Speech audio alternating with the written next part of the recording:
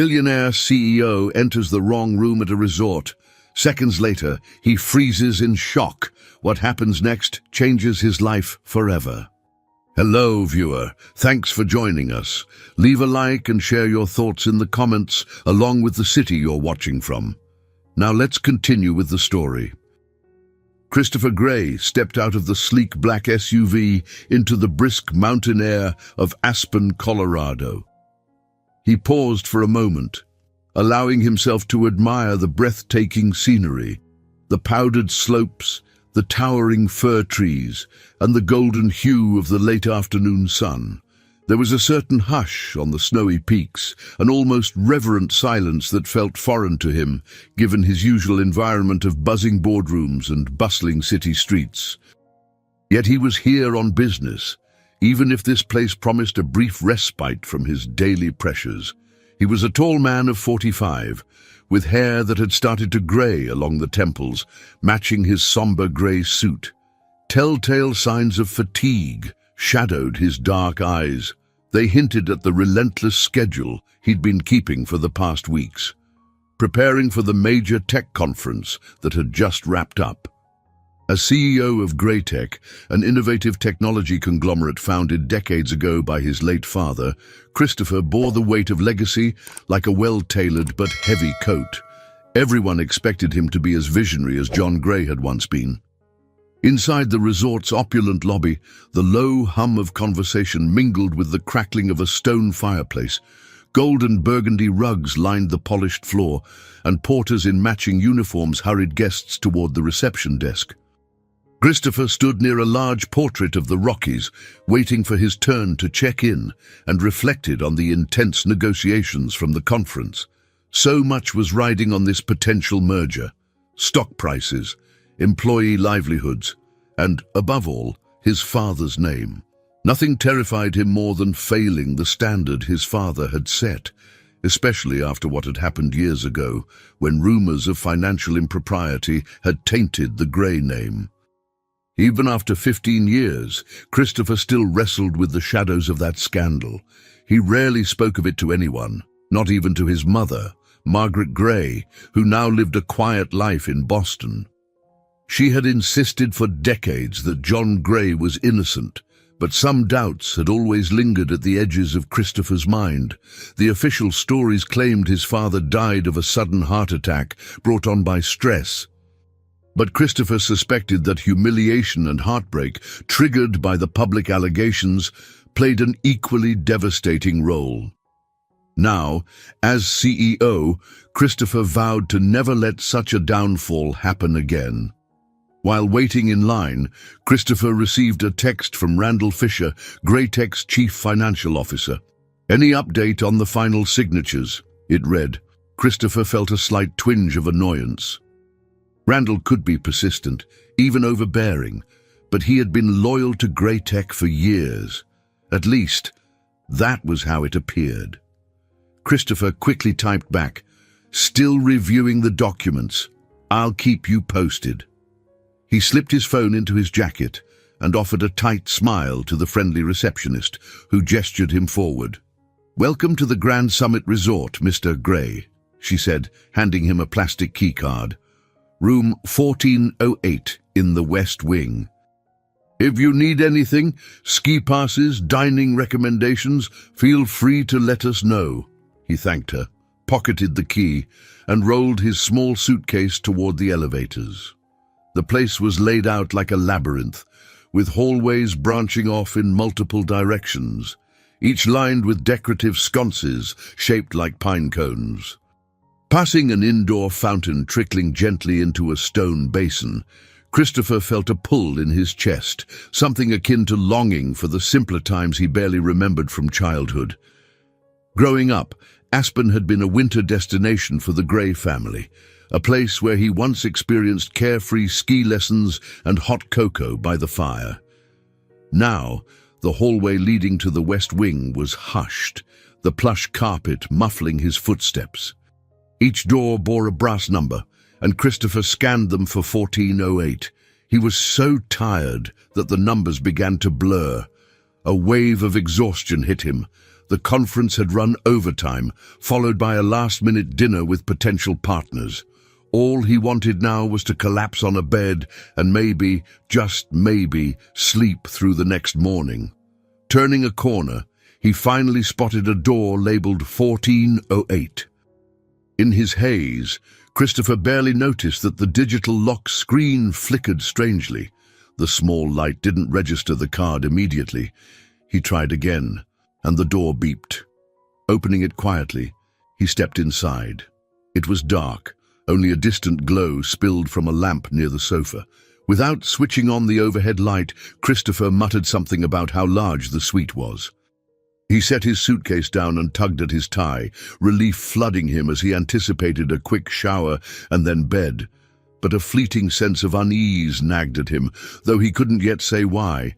Perhaps it was the slight chill or the faint smell of stale coffee. Something felt off, as if he were intruding in a private space. He brushed the feeling aside. Maybe housekeeping just hadn't aired the room out properly. He made his way toward what he presumed was the bedroom. In the dim glow, he reached for a switch on the wall, fully expecting to see a tidy, if ordinary, hotel room. When light finally flooded the space, Christopher froze. Papers were scattered across the carpet. A half-open laptop blinked on a small writing desk, and there, on the floor, lay a figure, a woman, completely still. The shock jolted him awake more effectively than the crisp mountain air outside. In an instant, he realized this was not his room. Christopher stood at the threshold, heart pounding in his ears. For several moments, he could only stare at the woman on the floor, struggling to make sense of what he was seeing. A dizzying thought passed through his mind. Was she hurt? Unconscious? Worse? Quickly, he dropped to one knee beside her. "Ma'am, miss," he asked softly, pressing two shaking fingers to her neck. Relief coursed through him when he felt a pulse. Her skin was cold, though, and her short auburn hair lay matted against her forehead, as if she'd collapsed unexpectedly. The entire scene was surreal. The scattered papers, the faint hum of a laptop, the empty coffee cup on the desk. It was clear she'd been working on something important before she passed out. With trembling caution, Christopher nudged her shoulder. "Hey," he tried again, slightly louder. The woman didn't stir. He checked for any sign of injury. No obvious bleeding or bruises, though a few sheets of paper had crumpled under her torso. Scraps of text leaped out at him. Tax evasion, secret account, grey tech. Seeing his company's name snared his attention, so he carefully picked up a page. Names were listed: Randall Fisher, 2 board members he recognized, and sums of money that made his stomach roil. The sound of hurried footsteps in the hallway pulled his focus from the document. He thought he heard muffled voices, possibly men's voices. Panic leapt into his throat. Whoever these people were, he definitely didn't want to be caught standing over an unconscious woman in what was clearly not his hotel suite. Could they be her friends checking in on her? Or could they be something far more dangerous? Christopher acted on instinct. He snatched his phone from his pocket and snapped a few quick pictures of the documents, uncertain why he was doing it. A part of him realized that if there was wrongdoing involving his CFO and his board, he needed evidence, however fragmentary. Another part of him felt sheer confusion and alarm, helping this stranger or protecting himself, or both. He shoved his phone away, gently slid his arms under the woman's shoulders, and tried to lift her into a sitting position. "Wake up," he whispered urgently, glancing at the door. The voices outside grew clearer, a man's muffled laugh and the scuff of shoes on carpet. They were close, perhaps just a few feet from the room. The digital lock on the door blinked. Someone must have a key. Christopher's pulse hammered in his temples as he made a split-second decision. He hoisted the woman up, hooking her arm around his shoulders. She was slender, but carrying a limp body was no easy task. As quietly as possible, he guided her behind a tall, half-drawn curtain near the window. If they were going to barge in, maybe they wouldn't immediately spot them. The door beeped again, then clicked open. Christopher held his breath, arms trembling from the weight of the unconscious stranger. He peered around the curtain, catching a glimpse of two men stepping into the suite. One wore a dark overcoat, the other a tailored blazer. Their tone was hushed but agitated. "I told you she's got the files here," one of them muttered. "We need them before she sends them to her editor." The other hissed, "Did you see her in the lobby? She might still be—" He paused abruptly, spotting the scattered paperwork. "Damn it! Where is she?" Christopher felt the woman shift slightly in his arms. Her eyes fluttered open, clouded with confusion and fear. She looked at Christopher, then at the men in the suite. In an instant, her gaze sharpened, and she mouthed something Christopher couldn't fully read, maybe go or hide. Tension radiated from her trembling body. The men fanned out, searching the corners of the suite. One approached the laptop. "It's still on," he said, voice tight. "She wouldn't have left without this." Christopher's muscles burned from holding her, and he realized they couldn't stay hidden forever. The only exit was the same door those men had used. The bathroom was too small and obvious. An idea flickered in his mind, the connecting door to the adjacent room, a common feature in many hotels. If it was unlocked or if his key could somehow open it, they might slip out that way. He gently eased the woman to her feet, noticing how she clenched her jaw, clearly trying not to make a sound. They edged along the wall, remaining behind thick drapes. The men were still rummaging, cursing under their breath as they realized key documents were missing. Christopher's heart thumped wildly. Another few steps, and they reached a door with a discreet brass handle labeled "Connecting Suite." Summoning his courage, Christopher twisted the knob. It clicked, but the door remained locked. The woman, still unsteady, clutched at his arm, her expression pleading. He glanced at the plastic keycard he still clutched in his free hand. Could it possibly open this door? It was a gamble, but there was no time to second-guess. The men's voices grew louder again, and footsteps padded closer. Christopher swiped the card against the small electronic panel. By some miracle or glitch, the lock beeped and turned green. He pulled the door open just enough for both of them to slip through. They entered another dimly lit room, equally luxurious but thankfully unoccupied. Softly, Christopher closed the connecting door behind them, praying the men wouldn't notice in time. As soon as he felt reasonably safe, Christopher exhaled, still supporting the woman. She leaned against the wall, breathing heavily, her eyes reflecting gratitude and worry. Before she could speak, they both heard movement from the other side. The men had realized something was wrong, but for now, at least, they had escaped discovery. That was how Christopher Gray's night, meant for rest and recovery, turned into something that felt more like a clandestine mission. He didn't know who this woman was, or why she had evidence implicating his trusted CFO in illegal schemes. But he did know his life would never be the same. Christopher helped the woman onto the sofa in the new suite, which smelled faintly of lavender. While she tried to steady her breathing, he leaned against the door, listening for any sign that the two intruders had discovered their trail. His heart still pounded, but the corridor beyond the connecting door sounded quiet now, except for a faint mumble of frustration. He hoped they would give up soon. Finally, he turned his attention to her. The woman ran a trembling hand through her hair, pushing away loose strands. In the soft glow of a small lamp, Christopher noticed she appeared to be around his age, maybe early 40s, with tired but resolute eyes. There was a tension in her posture that suggested a fierce determination beneath her current frailty. "Are you okay?" he asked, trying to keep his voice low. "I'm sorry if I startled you, but those men—" She held up a hand, still catching her breath. I'm Hannah," she managed, voice shaky. "Thank you for helping me." Her gaze drifted to the door, worry etched in her features. "They wanted my documents. They've been following me since yesterday." Christopher nodded, unsure what else to say. The mention of documents made his stomach tighten. In her room, he had seen references to grey tech, to suspicious financial transactions, even to names he recognized. He swallowed hard. "I saw some of your files. They mentioned my company."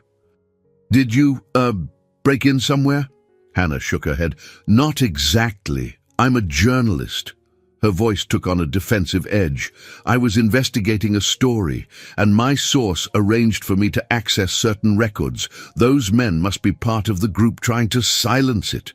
Christopher sank onto the arm of a chair, mind reeling. He massaged the bridge of his nose, momentarily closing his eyes. A journalist investigating grey tech. That spelled trouble on every level. He thought of Randall's frequent texts, the big merger, his father's memory. The last thing he wanted was another headline tarnishing the grey name. Yet he couldn't ignore what he'd seen, figures that suggested money laundering or tax evasion. Real crimes, real stakes. He regarded Hannah warily. "How deep does this go?" Her eyes flashed.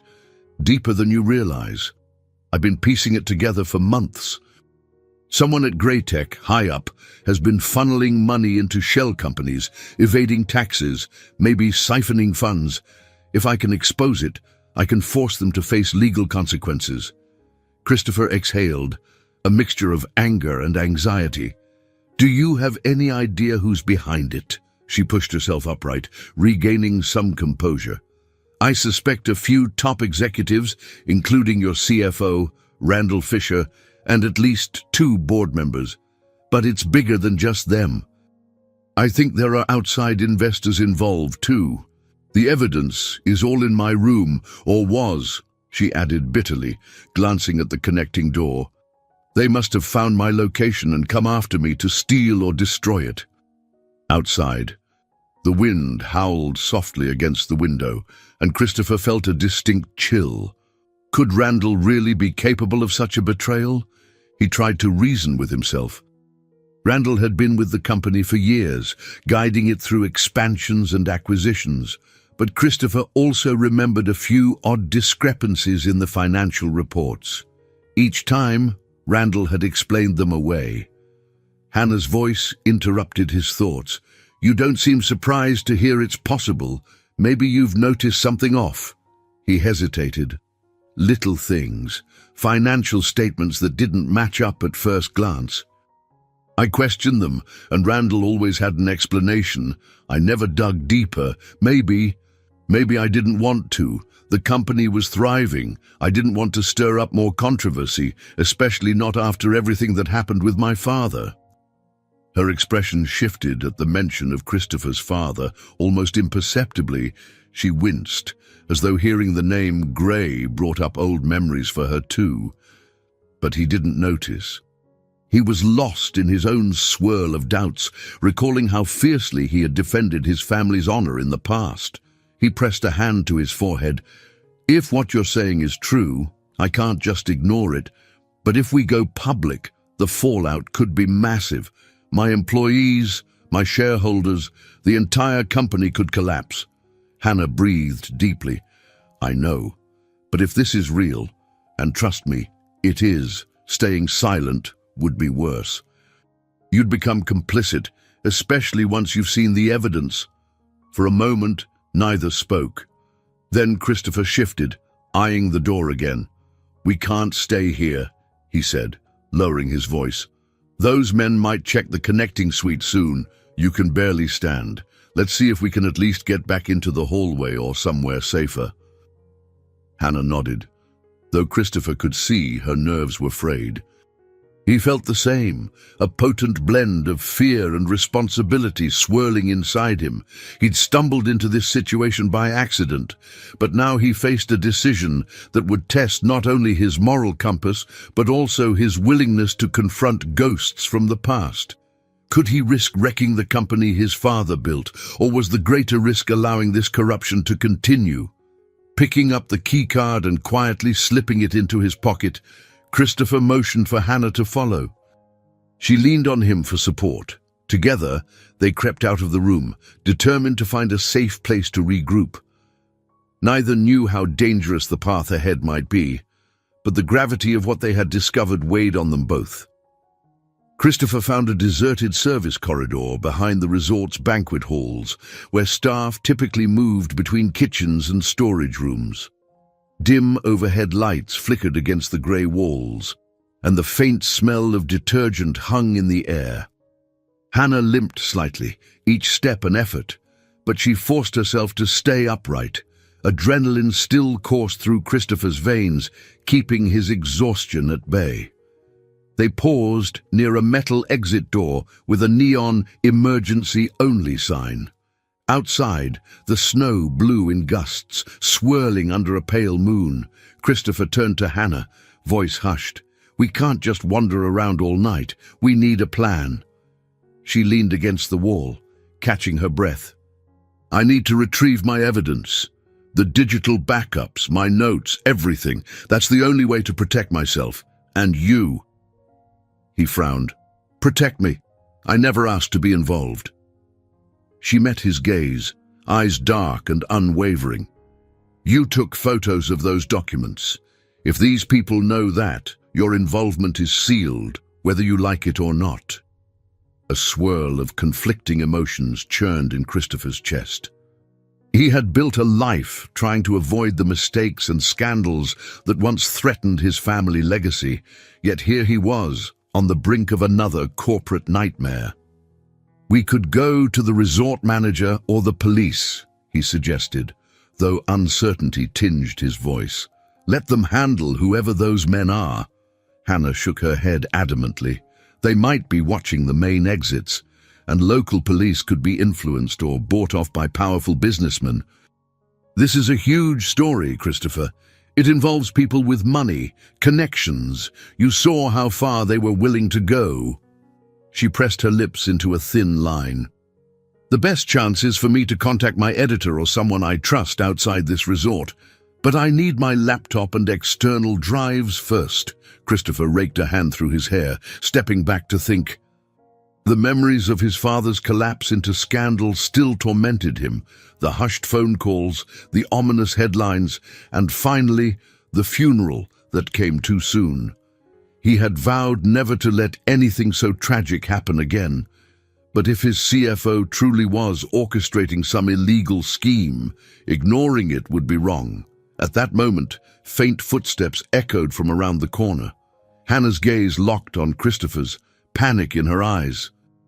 They pressed themselves against the wall, hearts pounding.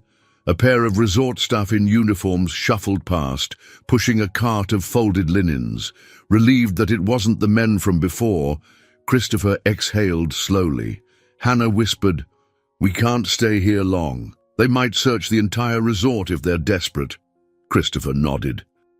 "We need a quiet place where you can recover and figure out our next steps." They slipped out of the service corridor and followed a narrow set of stairs that led to a small lounge area near the top floor.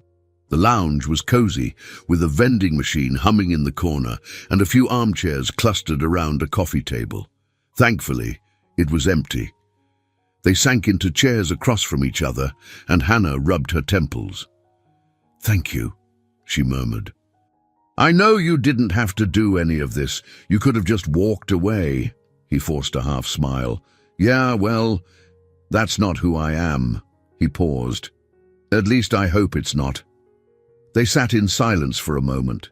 Outside the window, the moonlit mountain slopes glistened, a stark contrast to the shadows of their predicament. Finally, Hannah cleared her throat and asked, "Do you trust Randall Fisher?" Christopher leaned back, letting out a slow breath. "He's always been persistent, tactically smart. He was close to my father. After Dad passed, Randall helped me navigate the transition into the CEO role. I never questioned his loyalty. Maybe I should have." Hannah studied him. This sort of crime doesn't happen overnight. It's been building for years, so either he's behind it or he's turning a blind eye. The thought made Christopher's jaw tighten. If he's behind it, I can't even begin to imagine the damage it'll do to Greytech once it's exposed. Hannah glanced down, hesitating. Christopher, I know what it's like to bring a story to light and watch people's reputations crumble. It's never easy, but if there's real corruption, you'd want it rooted out, right? If the company is worth saving, better to tear out the rot now. Her words stirred a turmoil inside him. He recalled his father's old adage, integrity is the soul of any enterprise. Perhaps John Gray had known the cost of losing that integrity. Christopher's gaze shifted to the soft glow of the lamp above them. I need proof, he said quietly. Proof I can't ignore, so I don't turn a blind eye and pretend everything's fine. Hannah nodded, her eyes shining with resolve. Then we need my laptop and backup drives. They have more comprehensive documentation.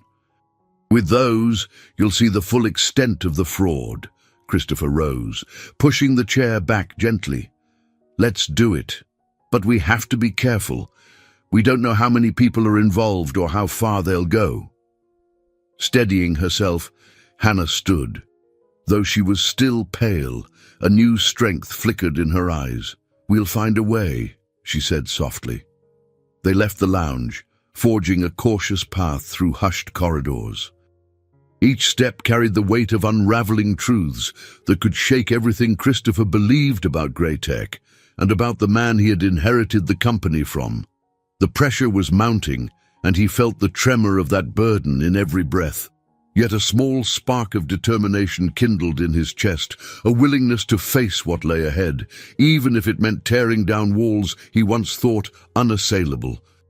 Christopher guided Hannah to a deserted corner near an indoor balcony overlooking the resort's grand lobby.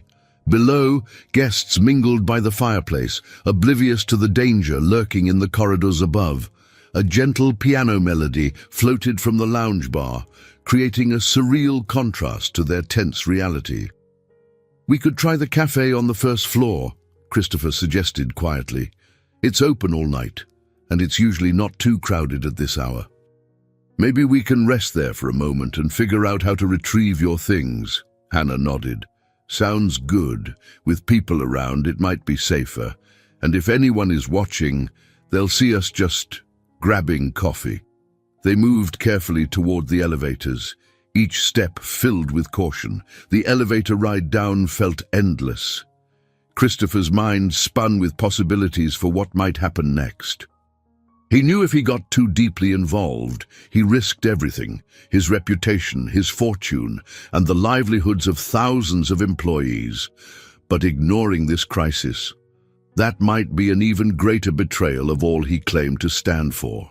Once they reached the cafe, a cozy nook with plush armchairs and warm lighting, Christopher scanned the room. Only a few patrons sat scattered among the tables.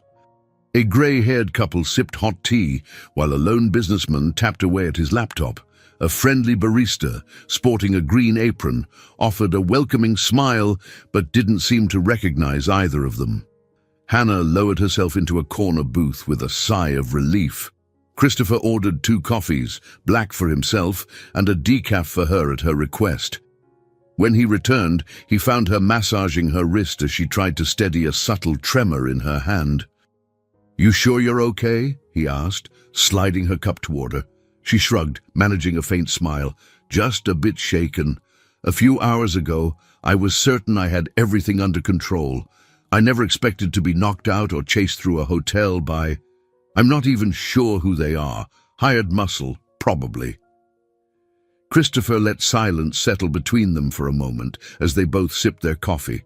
Eventually, he cleared his throat. Why were you investigating Greytech in particular? I mean, there are plenty of big corporations out there. Her expression shifted, as though she'd stepped into a painful memory. Originally, I was following a lead about questionable offshore accounts connected to tech firms. When I dug deeper, Randall Fisher's name kept popping up. Then I found references to your father, John Gray, from about 15 years ago. Financial anomalies that got brushed under the rug. A bitter knot formed in Christopher's stomach. 15 years ago. That was when his father's reputation had been dragged through the mud by the press. He braced himself, not wanting to revisit that difficult chapter of his life. "We had a scandal back then," he admitted, voice subdued. "My father always insisted he was innocent, that he had no part in any illegal dealings. But the stress took a toll." He stared at the swirling steam rising from his coffee. "He died of a heart attack not long after." Hannah lowered her gaze. She hesitated, as if weighing whether to say more. "I'm sorry," she managed quietly. "I know how damaging scandals can be." He nodded but said nothing further, not wanting to dwell on it. "So you think Randall might have been orchestrating something even back then?" She tapped her cup, restless. "It's possible. Or he found a way to cover it up after your father died. Either way, it's been simmering under the surface all these years." Christopher leaned back, his shoulders heavy with dread. This conversation only confirmed the seriousness of the situation.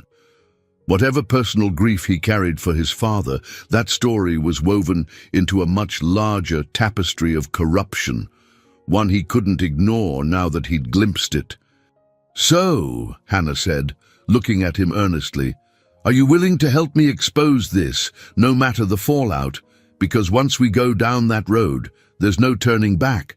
Those men upstairs aren't going to just step aside." He stared at his coffee, wrestling with his conscience. The Greytech name, the employees, the dream his father built. Everything felt like it was dangling on a precarious edge. But the alternative?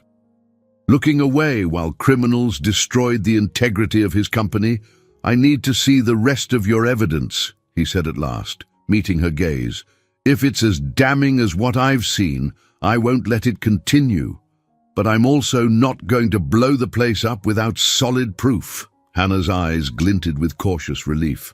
"That's enough for now," she replied. "We'll retrieve my laptop and drives. Then we can decide on our next move." A weighty silence fell. In the background, the barista ground fresh beans, the machine hissing softly. Somewhere by the fireplace, the older couple laughed at a private joke. Everything seemed so normal, yet Christopher felt as though an invisible line had been crossed. He had made a tentative decision to place one foot into the unknown, still uncertain if he had the courage to see it through.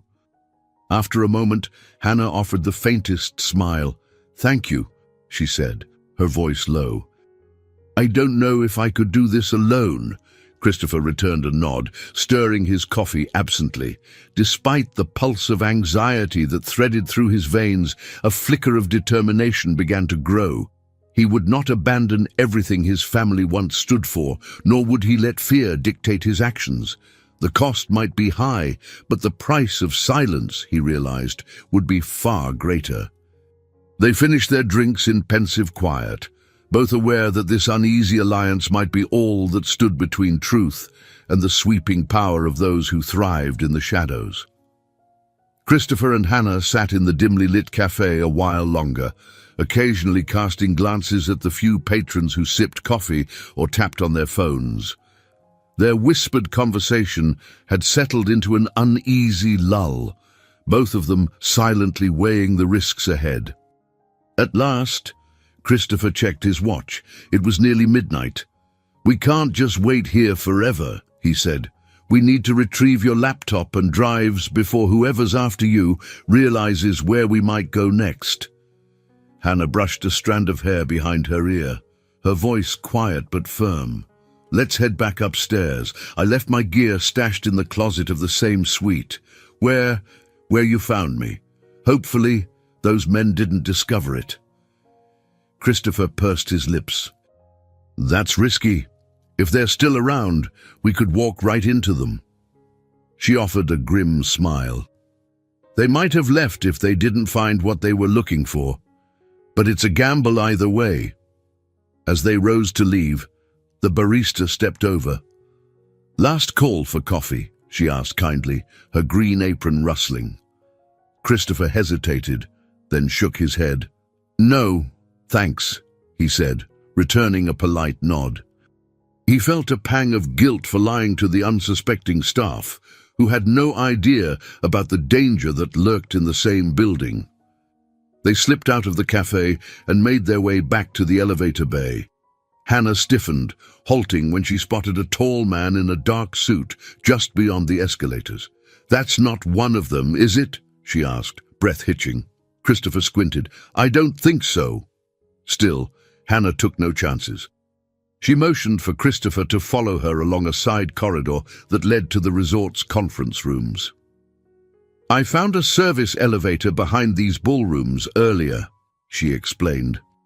They reached a broad double door labeled "Staff Only."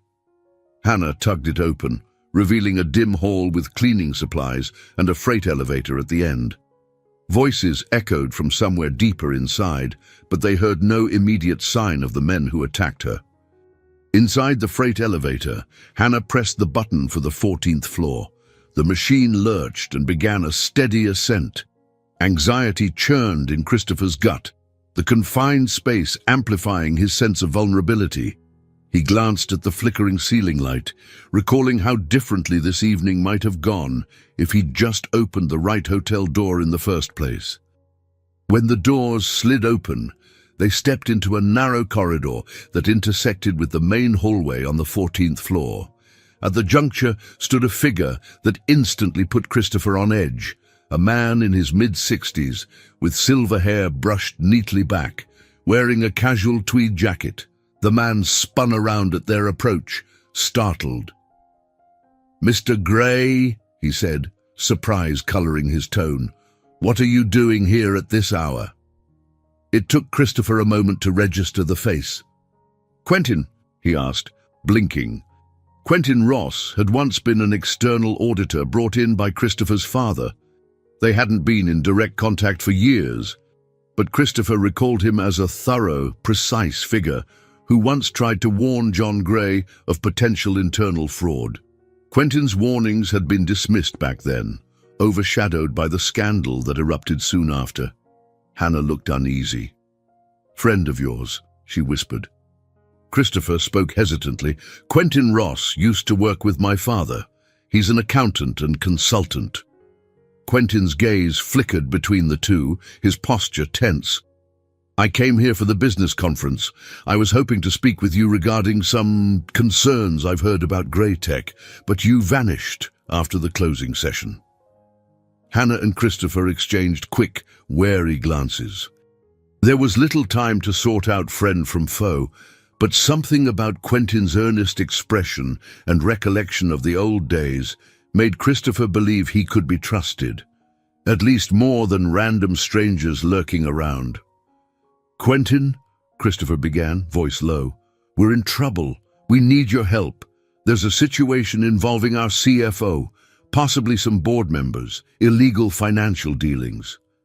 Quentin's brow furrowed. "I suspected as much. The rumor mill has been churning ever since Grey Tech's finances started showing irregularities. Your father once told me, when the numbers don't add up, never ignore the discrepancy." Hannah spoke up, her tone brisk but respectful. "I'm Hannah Sullivan, investigative journalist. We have evidence of fraud connected to Grey Tech.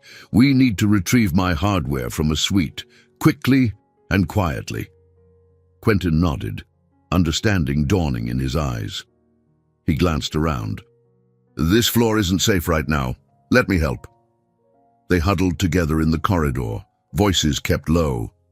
Quentin offered to create a small diversion if needed, perhaps head down the main hall, drawing attention while Christopher and Hannah slipped back into the ill-fated suite. Hannah pressed a shaky hand to her temple. "All right, we'll try it, but we have to be fast." Christopher gave a silent nod of thanks to Quentin before turning to Hannah. "Once we get your things, I want you to show me everything you've got. Files, spreadsheets, communications. I need a full picture before making any move." "Deal," she agreed, resolutely. Quentin took a step forward, then paused to rest a hand on Christopher's shoulder. His tone softened, almost paternal.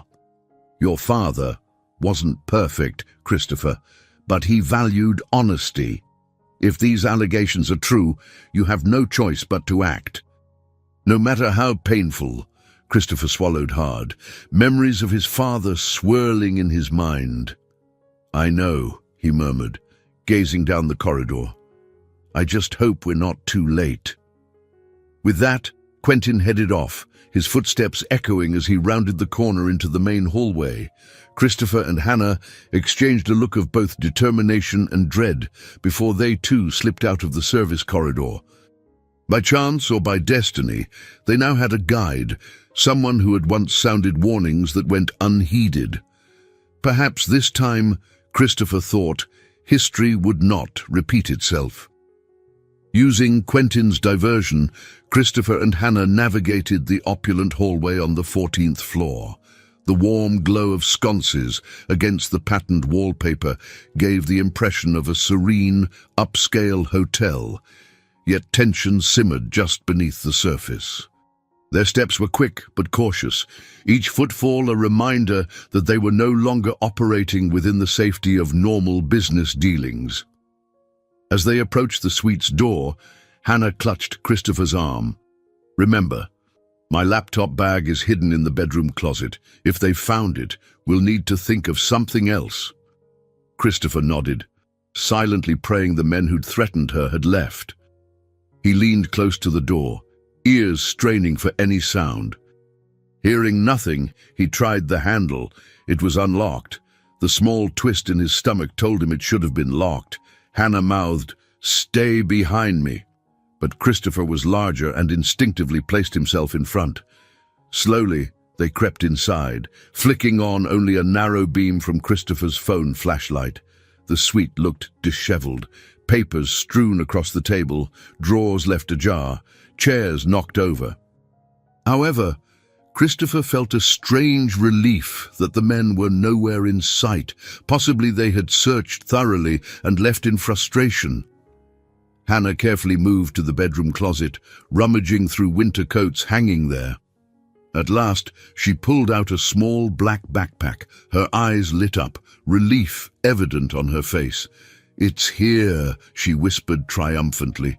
Christopher exhaled, shoulders easing. "Good. Let's get out of here." They retraced their steps, slipping back into the hallway. From somewhere at the other end of the floor came a distant voice, perhaps Quentin, distracting any potential watchers. Hannah led Christopher toward the service corridor once again, her laptop bag clutched securely. Their journey ended in the same deserted lounge from earlier, the small space where they could momentarily catch their breath. Hannah set the backpack on a low table and retrieved a sleek laptop and 2 external hard drives. She booted it up, her face illuminated by the glow of the screen. While waiting, Christopher took a seat, mind churning with conflicting thoughts. Memories of his father swirled. John Gray, steadfast in his belief that integrity was essential, even as he faced allegations that tarnished his name. Had Christopher's desire to protect the Gray legacy blinded him to warning signs about Randall and others? Hannah's voice snapped him back to the present. "I have spreadsheets detailing transactions, shell accounts, and email correspondence linking certain Gray Tech officers to illicit deals." She paused to fix Christopher with a somber gaze. "Enough to bring them down, if it goes public." The weight in her words pressed on Christopher's chest. "Show me," he said quietly. She opened a folder labeled Gray Tech Investigation. Rows and columns of numbers spilled across the screen, referencing wire transfers, corporate structures, and suspicious tax entries. Emails scrolled by, with Randall Fisher's name appearing repeatedly.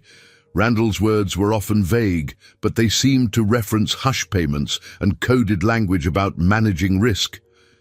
Christopher's face tightened in anger. This is worse than I imagined." Hannah nodded grimly. "It's extensive. And it's not just Randall. 2 board members, an external partner, and a law firm appear to be involved.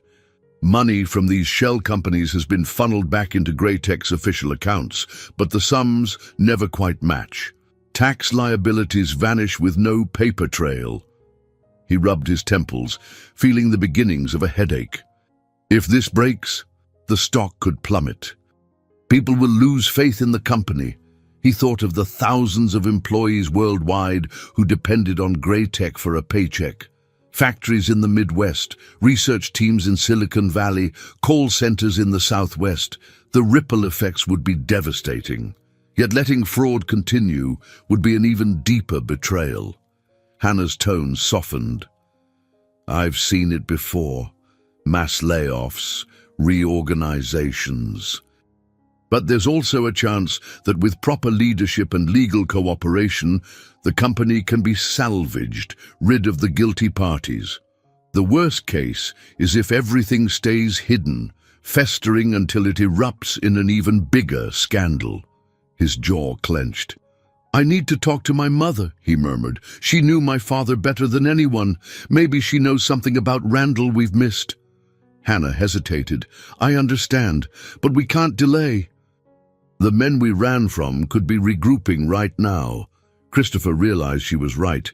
His old life, the ordinary world of board meetings, share prices, and polished corporate dinners, felt distant. He was crossing a threshold into a space where truth trumped tradition, and the stakes were incredibly high. Okay, he said, lifting his gaze to hers. Let's do this. We'll find a secure place to call my mother. Then, with Quentin's help, we'll figure out our next move. There's no going back, is there? Hannah shook her head gently, eyes reflecting empathy and determination. No, there isn't. So there, in that quiet lounge near midnight, Christopher Gray bid a silent farewell to the safe confines of his old existence. Together with Hannah, he was stepping into a new realm, one defined by moral peril and the pursuit of truth, even if it meant unraveling everything he believed about his family legacy. Quentin discreetly reunited with Christopher and Hannah, leading them back down a seldom-used stairwell. The resort's ambience changed as they descended, less glitzy and more utilitarian, with concrete walls and exposed pipes. Their footsteps echoed in the claustrophobic space. Where are we going? Christopher asked, glancing at Quentin's serious expression. I booked a small meeting room earlier to review some documents, Quentin explained. It's off the main convention area. Technically, the conference ended this afternoon, so it should be vacant. We'll have privacy there. At the bottom of the stairwell, they emerged into a corridor lined with large double doors labeled with signs like Summit Hall, Timberline Banquet, and Snowmass Boardroom. Quentin stopped at a nondescript door without a sign. Producing a keycard, he swiped it and ushered them inside. The room smelled faintly of stale coffee and cleaning fluid. Beige walls, a long wooden table, and an overhead projector setup lent it the impersonal atmosphere of countless business meetings. Yet now it felt like a clandestine hideout. Quentin locked the door behind them. We should be safe here for a while. As far as anyone knows, this room isn't booked until tomorrow. Hannah placed her black backpack on the table, retrieving her laptop once again. She cast an anxious glance at Christopher. We have to assume those men are either searching for us or have reported back to the real masterminds. Randall will suspect something is off if he can't reach you soon. Christopher's phone buzzed as if on cue. The caller ID read Randall Fisher. His stomach knotted. Speak of the devil, he muttered. After a beat, he silenced it. I'm not ready to confront him yet. I need more clarity. Quentin pulled out a worn leather notebook from his jacket pocket. Christopher, your father once asked me to look into questionable transactions, but then the scandal broke, and I never got the chance to finalize my findings. There were hints that certain executives might have been involved in skimming money from the company's expansions. Christopher's eyebrows shot up. Why didn't he tell me? Quentin sighed, leaning against the table. He wanted to handle it himself, quietly. He thought maybe it was a misunderstanding or a minor issue. Then that journalist, he paused, catching himself. Well, a journalist exposed alleged wrongdoing by John Gray. Your father never had the chance to clear his name or finish dealing with the matter internally. Hannah's throat went dry. She recalled the scandal from 15 years ago all too well, though she hadn't admitted yet that she was the reporter behind it. The memory weighed on her, but she held her tongue for now. They had a more urgent crisis to handle. She tapped on her laptop, bringing up more detailed spreadsheets. Quentin, maybe you can help verify these numbers. If you see any patterns that confirm your suspicions from back then, it could give us a clearer path to proving the entire scheme. Quentin nodded, taking a seat and leaning in to read the data. Christopher stood behind them, arms folded, scanning each entry. He recognized account names that seemed suspiciously similar, off by a single letter or an extra digit, classic shell company tactics. Minutes turned into an hour as they pored over the evidence. Pages of transactions came alive with glaring anomalies. Occasionally, Hannah pointed to an email snippet or a reference to an offshore bank in the Cayman Islands. Quentin scratched notes in his little notebook, shaking his head at times. "This is not new," he remarked at one point. "Some of these patterns date back almost 2 decades. Christopher felt a pang in his chest. If John Gray had known, perhaps he'd tried to fix it, but maybe the scandal overshadowed everything. He might never know the full truth of what his father did or didn't do. Finally, Quentin closed the laptop, looking exhausted but resolute. There's enough here to launch a major investigation, federal, if necessary. The question is, do we release this publicly, or do we try to handle it more discreetly first? Christopher ran a hand through his hair, feeling the strain of responsibility. If we go public right away, we risk a meltdown. Stocks crash, people panic. But if we do nothing, we're just giving the conspirators time to cover their tracks.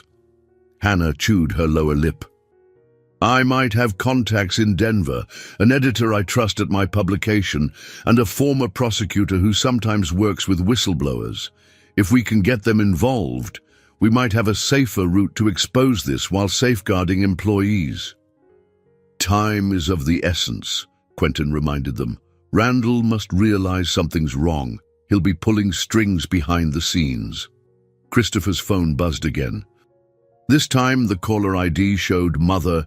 He hesitated, then answered. Mom! Margaret Gray's voice came through, subdued but worried.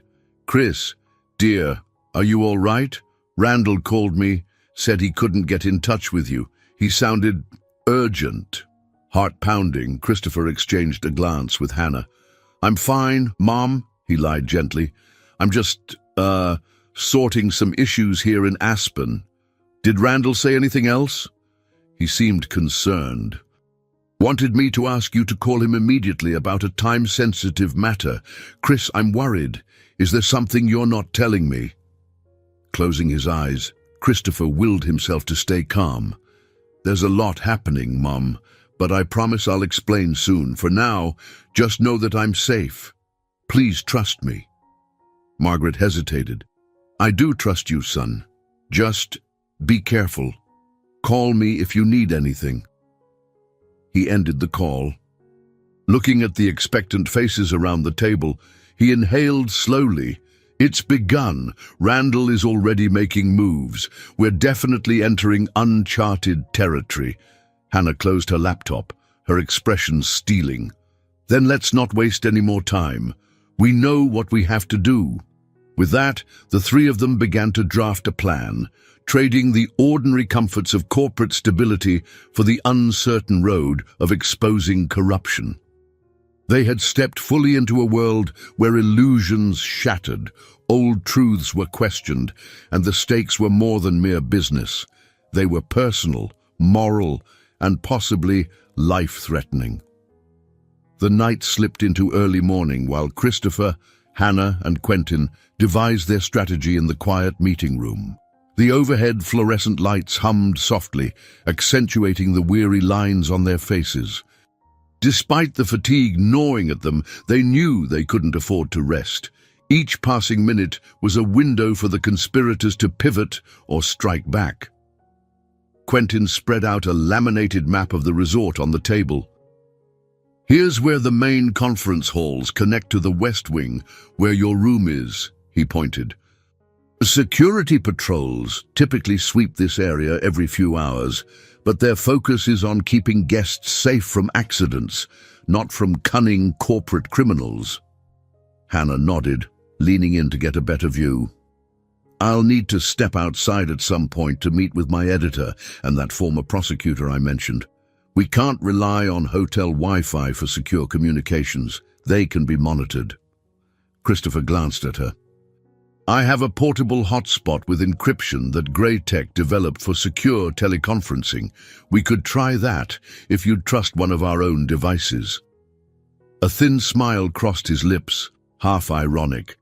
After all, the corruption they were fighting originated within Greytech itself. Hannah paused. "I appreciate the offer, but I think I'll use my own phone's secure VPN. It's less traceable. Though if we're in a pinch, I won't say no to your gadget." Across the table, Quentin rubbed his eyes, the notebook open to pages crammed with numbers. "If the data we have is accurate, we're looking at major offenses: tax fraud, wire fraud, and conspiracy. Enough to bring criminal charges against Randall and his cohorts." Christopher's gaze drifted across the room. He remembered how proud he'd been when he officially took over the CEO position at Greytech, hoping to steer the company into a bright, innovative future. Now, it felt like the foundation under his feet was rotting. "You okay?" Hannah asked quietly, noticing his distant expression. He looked up, forcing a small nod. It's a lot to process, but I'm determined we do this right. We might still save Greytech from complete collapse." Quentin straightened. "We'll need to adapt to this environment. That means keeping a low profile. Also, we should confirm the whereabouts of any suspicious board members if they're staying here." Hannah flicked through her phone. "I did see one of the board members, Maxwell Crane, listed as an attendee at the conference. He's known to be close to Randall." "Right," Christopher said, recalling the tall, stern man who rarely smiled but always asked pointed questions at board meetings. "We should assume he might be involved, or at least that he'll support Randall if pressed." They moved on to planning possible meetings with federal authorities. Quentin mentioned a contact he once had at the SEC, though it was years ago. Hannah explained how her editor in Denver could coordinate a discreet approach, ensuring the story broke at the right time, ideally once law enforcement was prepared to act. A knock at the door startled them all. Hannah tensed, shutting her laptop. Christopher exchanged a glance with Quentin, who quietly slipped to the door and peered through the small glass window. A moment later, he nodded at the others to relax. It was only the resort's janitorial staff member, pushing a cart. He opened the door just enough to speak in hushed tones. "Sorry to bother you, sir," said the young man in a navy uniform. "I saw the lights on and thought I should check if you needed anything." "The cleaning schedule showed this room empty." Quentin cleared his throat. "My colleagues and I ended up here to wrap some urgent business. We'll be out soon. Thank you." The staffer offered a polite nod and left. Quentin locked the door again, exhaling. "That was close. We've got to keep an eye out." "Let's find a safer spot to hide the backups," Hannah suggested. "If they raid our rooms again, we could lose everything." Christopher stepped away from the map, pacing. "There's a storage closet down the hall where they keep extra chairs. Maybe we can hide one of the hard drives in a sealed box or something." Hannah considered it. "I'll do that, but let me label it in a way only I can recognize." She rummaged in her bag for a roll of tape and a marker, then wrapped a plain piece of paper around the hard drive. In neat handwriting, she wrote something that looked like a random code, just enough to remember which item was which. Before they stepped out, Christopher took Hannah aside, voice low. "Look, I know we still don't fully trust each other, especially considering the past, But I'm grateful you're being cautious. She nodded, understanding his unspoken tension. We're in this together now. Neither of us can afford to let the other fail. With that unsteady alliance reaffirmed, they exited the meeting room, scanning the corridor in both directions. This was the next phase of their journey. No longer safe in the normal confines of daily life, they had to navigate the hidden corridors, both literally and metaphorically, of a conspiracy that could ruin them all if left unchallenged. Adapting to each twist and turn was their only chance to survive. Stepping into the corridor, Christopher led the way toward the storage closet he'd mentioned. The overhead lighting flickered in the silent hallway. Everyone walked with hushed footsteps, ears attuned for any sign of approaching figures. Reaching a metal door labeled Banquet Chairs and Supplies, Christopher used a small master key he'd borrowed earlier from Quentin's stash of resort access tools. Inside, tall stacks of folding chairs loomed in the dimness, and the faint smell of dust tickled their noses. Hannah quietly located a sealed box of linens in the far corner and slipped one of her hard drives inside. She taped it shut, leaving her coded mark on the underside. "If something goes wrong," she whispered, "and they confiscate my laptop or the other drive, we still have a backup." Christopher nodded. "Smart thinking." They backed out of the closet, carefully locking the door behind them. For a moment, the group lingered in the corridor, hearts pounding with the weight of what they were doing. Suddenly, footsteps reverberated from around a corner. Hannah gestured for them to hide, pressing herself flat against the wall. Quentin and Christopher followed suit, ducking behind a stack of banquet tables leaning upright near the closet. Two voices drifted closer. One was Maxwell Crane's, distinct and steely. "Randall's on edge. He said Christopher's not returning calls, and there's talk of some investigation happening. We need to secure the data before it leaks." The other voice responded in a mutter, "Where is Gray anyway? He's not in his room, and nobody saw him leave the conference officially." Maxwell made a dismissive sound. "I heard he's been spotted with a woman. A reporter," someone said. "That's bad news. If they're rummaging around, it spells disaster for all of us. We need to move quickly." Hannah felt a jolt of alarm. Clearly, word was circulating that she was a journalist, and Maxwell feared exposure. They could be seconds away from stumbling upon Christopher and her. She held her breath, body tense against the cold metal. The footsteps stopped just short of the closet door. For a heart-stopping instant, she wondered if they were about to open it. But instead, Maxwell and his companion turned down another hallway, their conversation fading. Quentin exhaled silently, glancing at Christopher. "They're definitely onto us. We have to assume they'll tear this place apart looking for you and the evidence." Christopher's jaw tightened. "They're not giving me much choice. We either bring this to the authorities immediately or we risk losing everything." Hannah spoke softly. "Before we take that step, let me see if I can contact my editor. She might have resources to keep us safe, especially if we can get a whistleblower case started." They retreated to a quieter section of the convention area, a short corridor lined with vending machines and lounge chairs. There, Hannah pulled out her phone, activating a secure VPN. She typed rapidly, sending an urgent message to her editor in Denver, Linda Atwood. While Hannah was occupied, Quentin turned to Christopher. "I thought your father's final scandal was just rumor and misrepresentation, but maybe, just maybe, he stumbled upon these earlier crimes and tried to address them quietly. If so, the real culprits might have thrown him under the bus to protect themselves." Christopher's shoulders sagged as he recalled John Gray's crestfallen demeanor during those tumultuous final months. "He never told me enough details. I was still in the early stages of my career, just learning the ropes. He probably thought I was too young." Quentin patted Christopher's arm. "You're not that young anymore. You have the power to fix this." Hannah ended her call, sliding the phone back in her pocket. Linda says she'll help, but she wants a secure location to meet. She also knows a retired federal prosecutor who might advise us. If we can get out of here without alerting Maxwell or Randall, we can rendezvous with Linda in Denver. Maybe tomorrow morning. Christopher let out a slow breath. That means we have to get through tonight without being caught.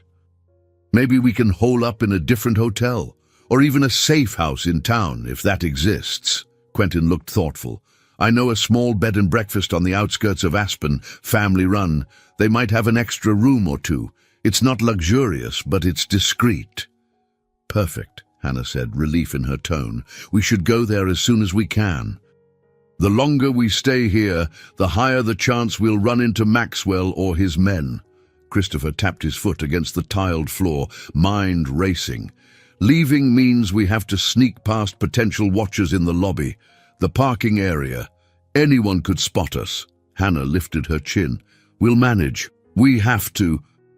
Otherwise, Maxwell and Randall might corner us here before we even get the chance to blow this open. At that moment, the hum of a soft alarm rang through the corridor, indicating the top of the hour. The resort's cleaning staff would be rotating shifts. The time felt symbolic, a quiet urgency for them to move on. Allies, Christopher said with a wry smile, in the unlikeliest place, over the unlikeliest crisis. But we have each other at least. Hannah nodded. We do. Quentin's gaze flicked between them, and he gave a firm nod. Then let's get out of here. I'll do my best to guide us through a service exit. With some luck, we'll evade Maxwell's watchers.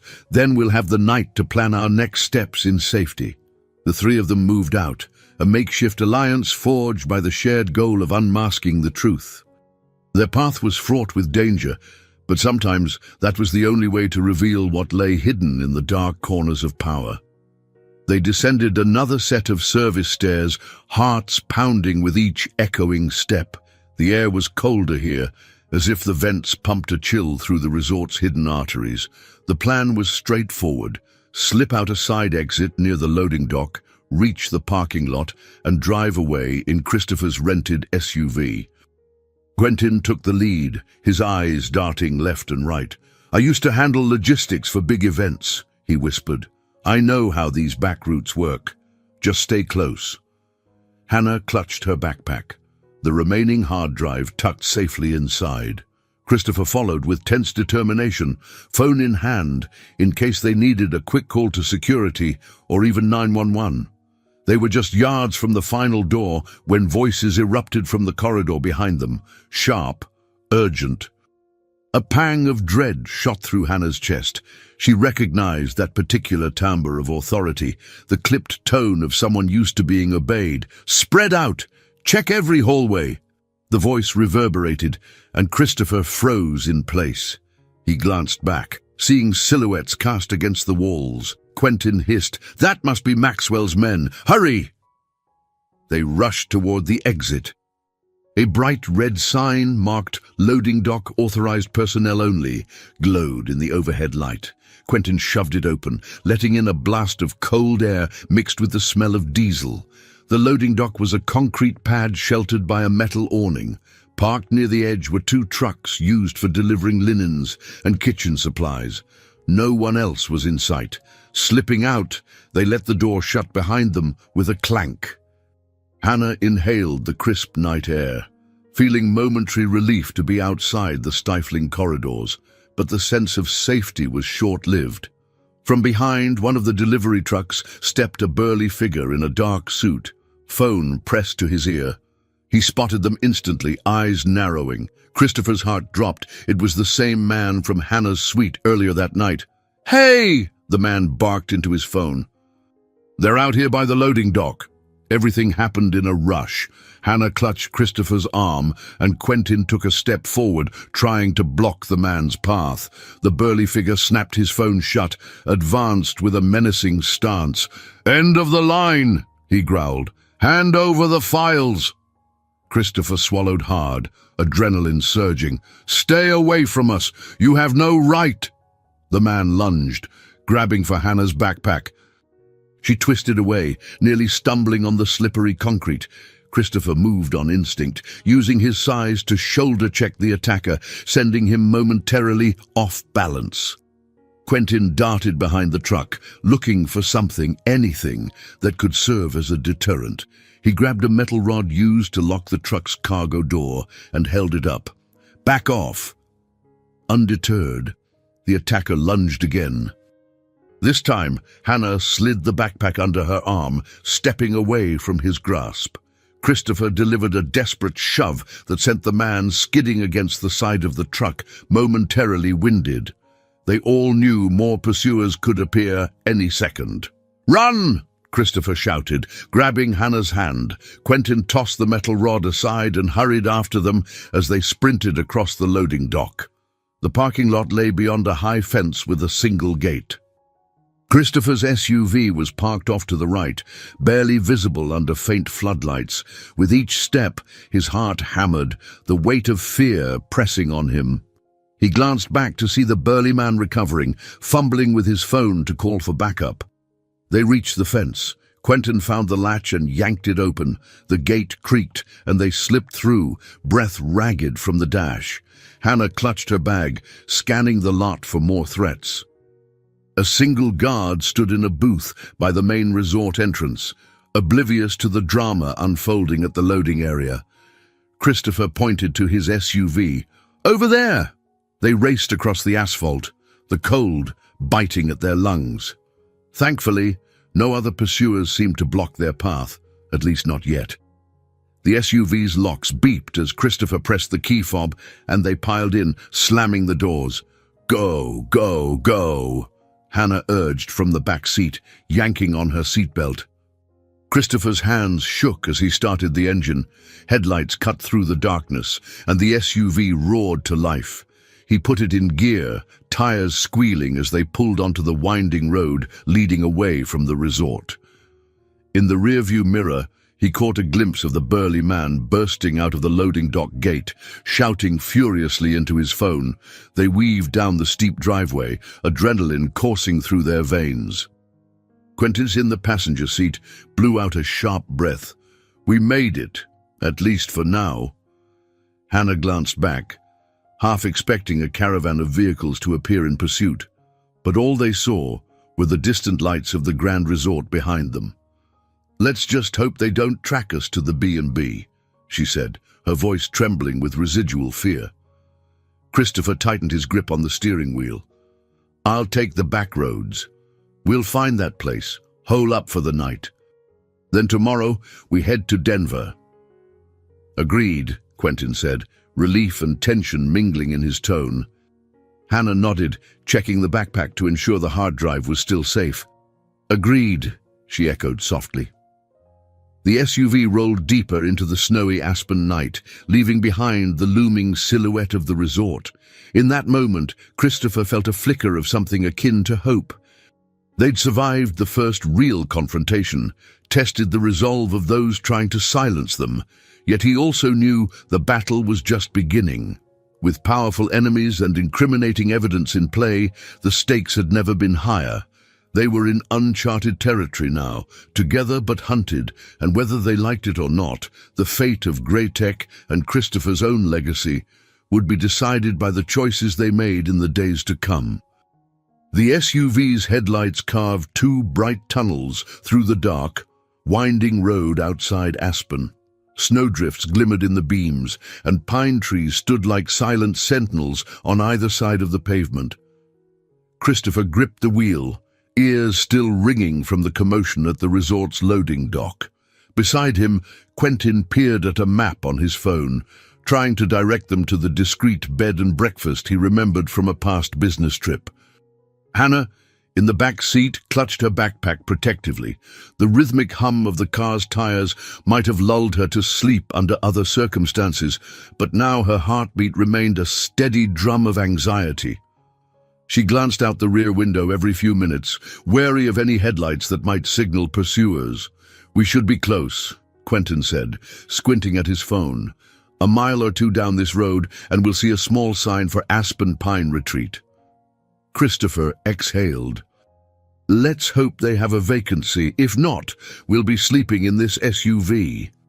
As if on cue, a wooden sign emerged from the gloom, softly lit by a single lantern. Aspen Pine Retreat, read the rustic lettering. Christopher turned onto a gravel driveway lined with firs. Eventually, a quaint two-story home materialized, lights glowing behind drawn curtains. The place looked like a serene family house more than a conventional inn. They parked around back, away from the main entrance. Snow crunched underfoot as they stepped out, breath clouding in the cold air. A single lamp above the rear door illuminated a small welcome mat. Quentin knocked quietly, hoping not to disturb other guests at this late hour. After a moment, a woman in her 60s, wrapped in a warm cardigan, answered the door.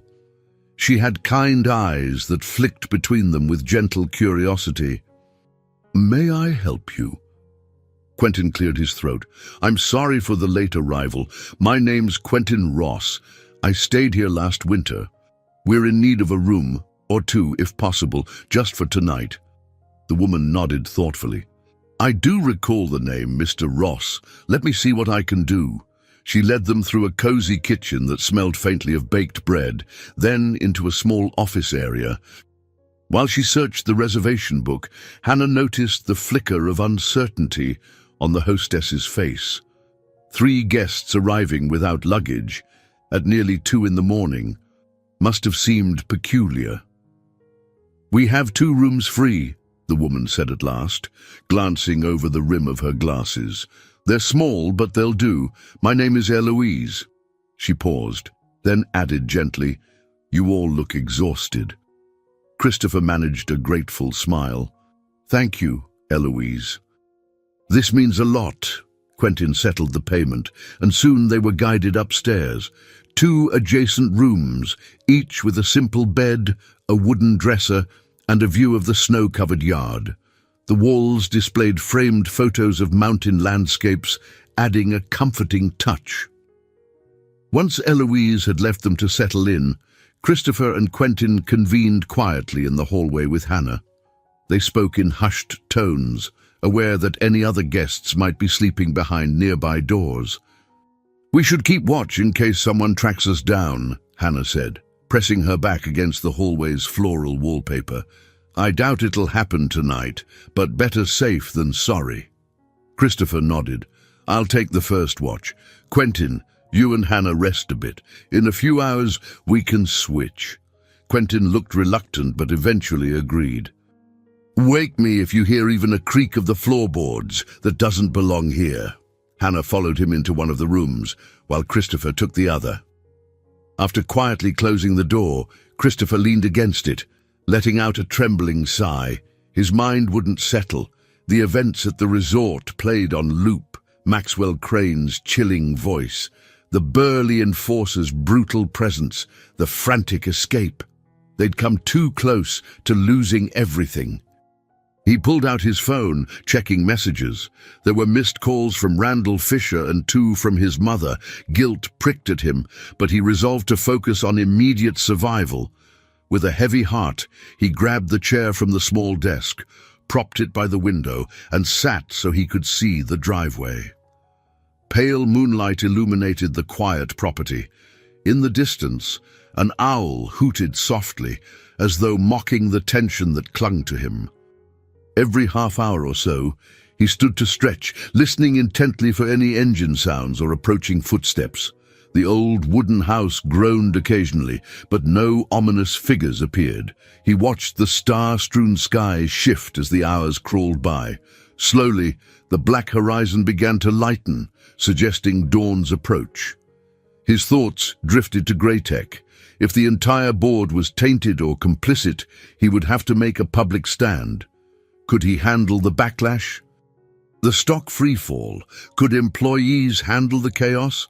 At the same time, ignoring this conspiracy would be a betrayal of everything he once held dear. The memory of his father's public disgrace weighed heavily on him. Eventually, fatigue blurred his vision. He blinked back weariness, determined to remain alert for Hannah's sake, for them all. One thing was certain. In a few short hours, they would face another day of challenges. And with the rising sun, the clock would continue ticking on whatever fate awaited Greytech and the legacy his father left behind. A pale wash of morning light seeped into the rooms of Aspen Pine Retreat. Christopher woke Quentin just as the sky began to brighten. Moments later, Hannah stirred, rubbing her eyes wearily. She had managed only a few hours of sleep, haunted by the possibility of footsteps outside her door. In the snug dining area downstairs, Eloise greeted them with steaming coffee and a simple breakfast of scrambled eggs and toast. The smell was comforting, yet an undercurrent of urgency thrummed between the three of them, unacknowledged but palpable. "You folks passing through?" Eloise asked politely, setting down a pitcher of orange juice. "We don't often get visitors this late in the season unless they're here for skiing." Hannah offered a polite nod. "We're dealing with some work issues." Eloise smiled kindly. "I won't pry. If you need anything, just let me know." Then she discreetly left them to their conversation. Quentin took a sip of coffee and pulled out his battered notebook. "We need to figure out if it's safe to drive to Denver today. That's a few hours away, but Maxwell's men could be watching every major road out of Aspen." Christopher ran a hand over his face. "We could try back roads, but that might add hours to the journey. And once we reach Denver, where exactly do we go?" Hannah cleared her throat, glancing at Christopher. "I spoke to my editor, Linda, last night, just text messages. She's willing to meet us at a secure location in Denver. She also mentioned introducing us to a retired federal prosecutor who's helped with whistleblower cases before. He might guide us on dealing with the authorities."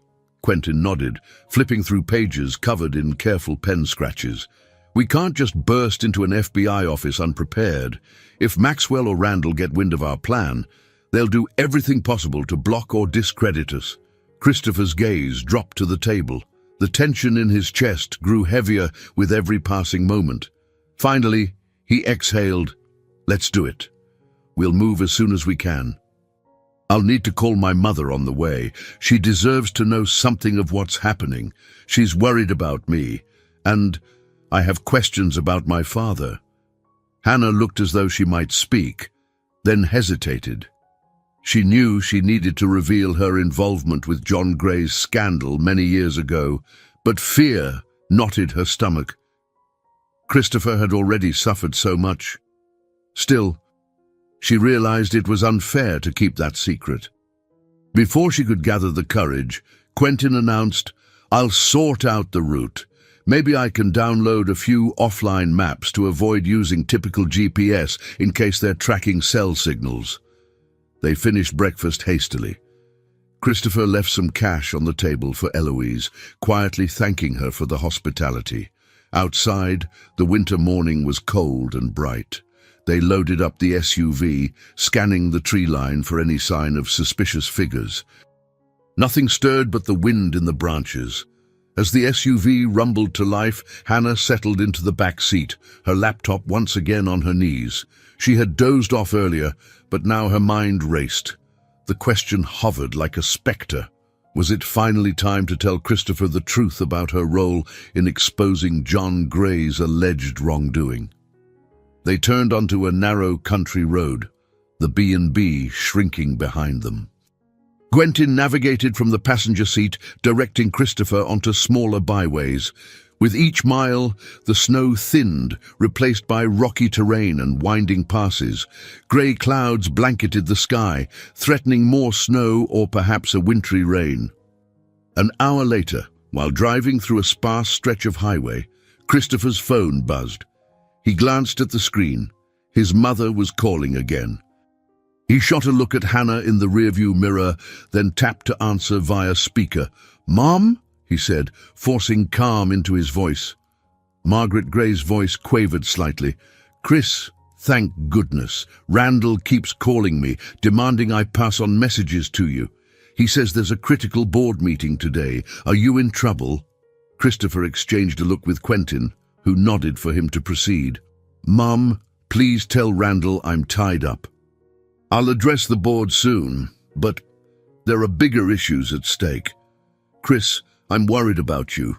Randall implied something about wrongdoing at Greytech. He said you've been misled by a reporter, someone trying to destroy the company. Is that true?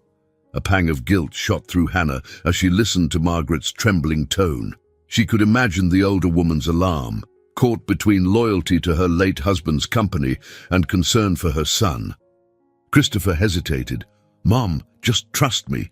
We've uncovered serious corruption. It's not me being misled, it's real. I can't talk now, but I promise I'll explain. Margaret exhaled, sounding near tears. Your father would want you to protect Greytech, Christopher.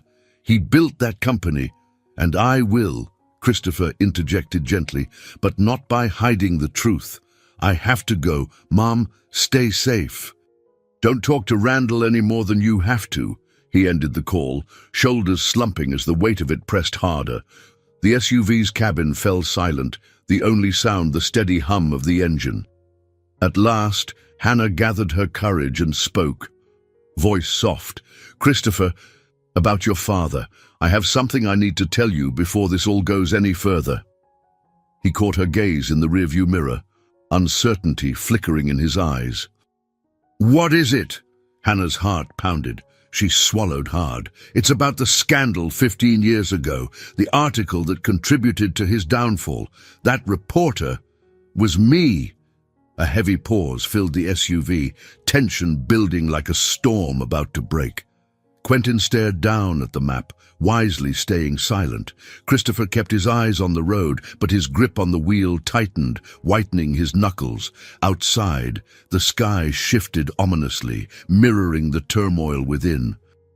Hannah braced herself, knowing she had just cast an even darker shadow across their journey, one that might change everything. Silence gripped the SUV like a vice. Hannah could almost hear Christopher's heartbeat hammering in time with her own. She saw his jaw clench, and a tremor coursed through his shoulders. They barreled down the empty highway, mountains looming on either side, the storm clouds gathering ominously above. Finally, Christopher broke the quiet, voice strained. You're telling me you're the reporter who wrote those stories, accusing my father of wrongdoing, tarnishing his reputation until he died? Hannah drew a trembling breath. Yes, she whispered. I was young, ambitious, desperate for a big scoop. I believed the sources who said your father was involved in shady financial deals. When the scandal exploded, it may have contributed to his heart attack. I've carried that guilt for years. A sharp exhalation rattled from Christopher. You destroyed him, he said, almost inaudibly. He always claimed innocence. I believed him. You turned him into a pariah right before my eyes. In the front passenger seat, Quentin remained quiet, sensing this was a deeply personal confrontation. He stared at the passing scenery, letting them work through the painful truth in their own time. Hannah twisted her hands in her lap. I don't expect forgiveness, she murmured. I only wanted you to know the truth. If we're going to expose Randall and the others, I can't keep lying by omission. Christopher swallowed hard, eyes trained on the winding road. Emotions warred within him. Anger, betrayal, an echo of the grief he'd never fully processed. You wrote those articles, he repeated, but did you know they weren't entirely accurate? That my father might have been on the trail of the same corruption we're facing now? Her eyes welled with tears. I didn't know. Not then. I had partial documents. Leads that pointed to the possibility your father was signing off on fraudulent accounts. Maybe he was framed or manipulated, but I didn't see that side. I reported what I had, trusting my editors, and we went to press. A low growl of thunder punctuated her words, as if the storm itself bore witness to the confession. The SUV rocked slightly with a gust of wind.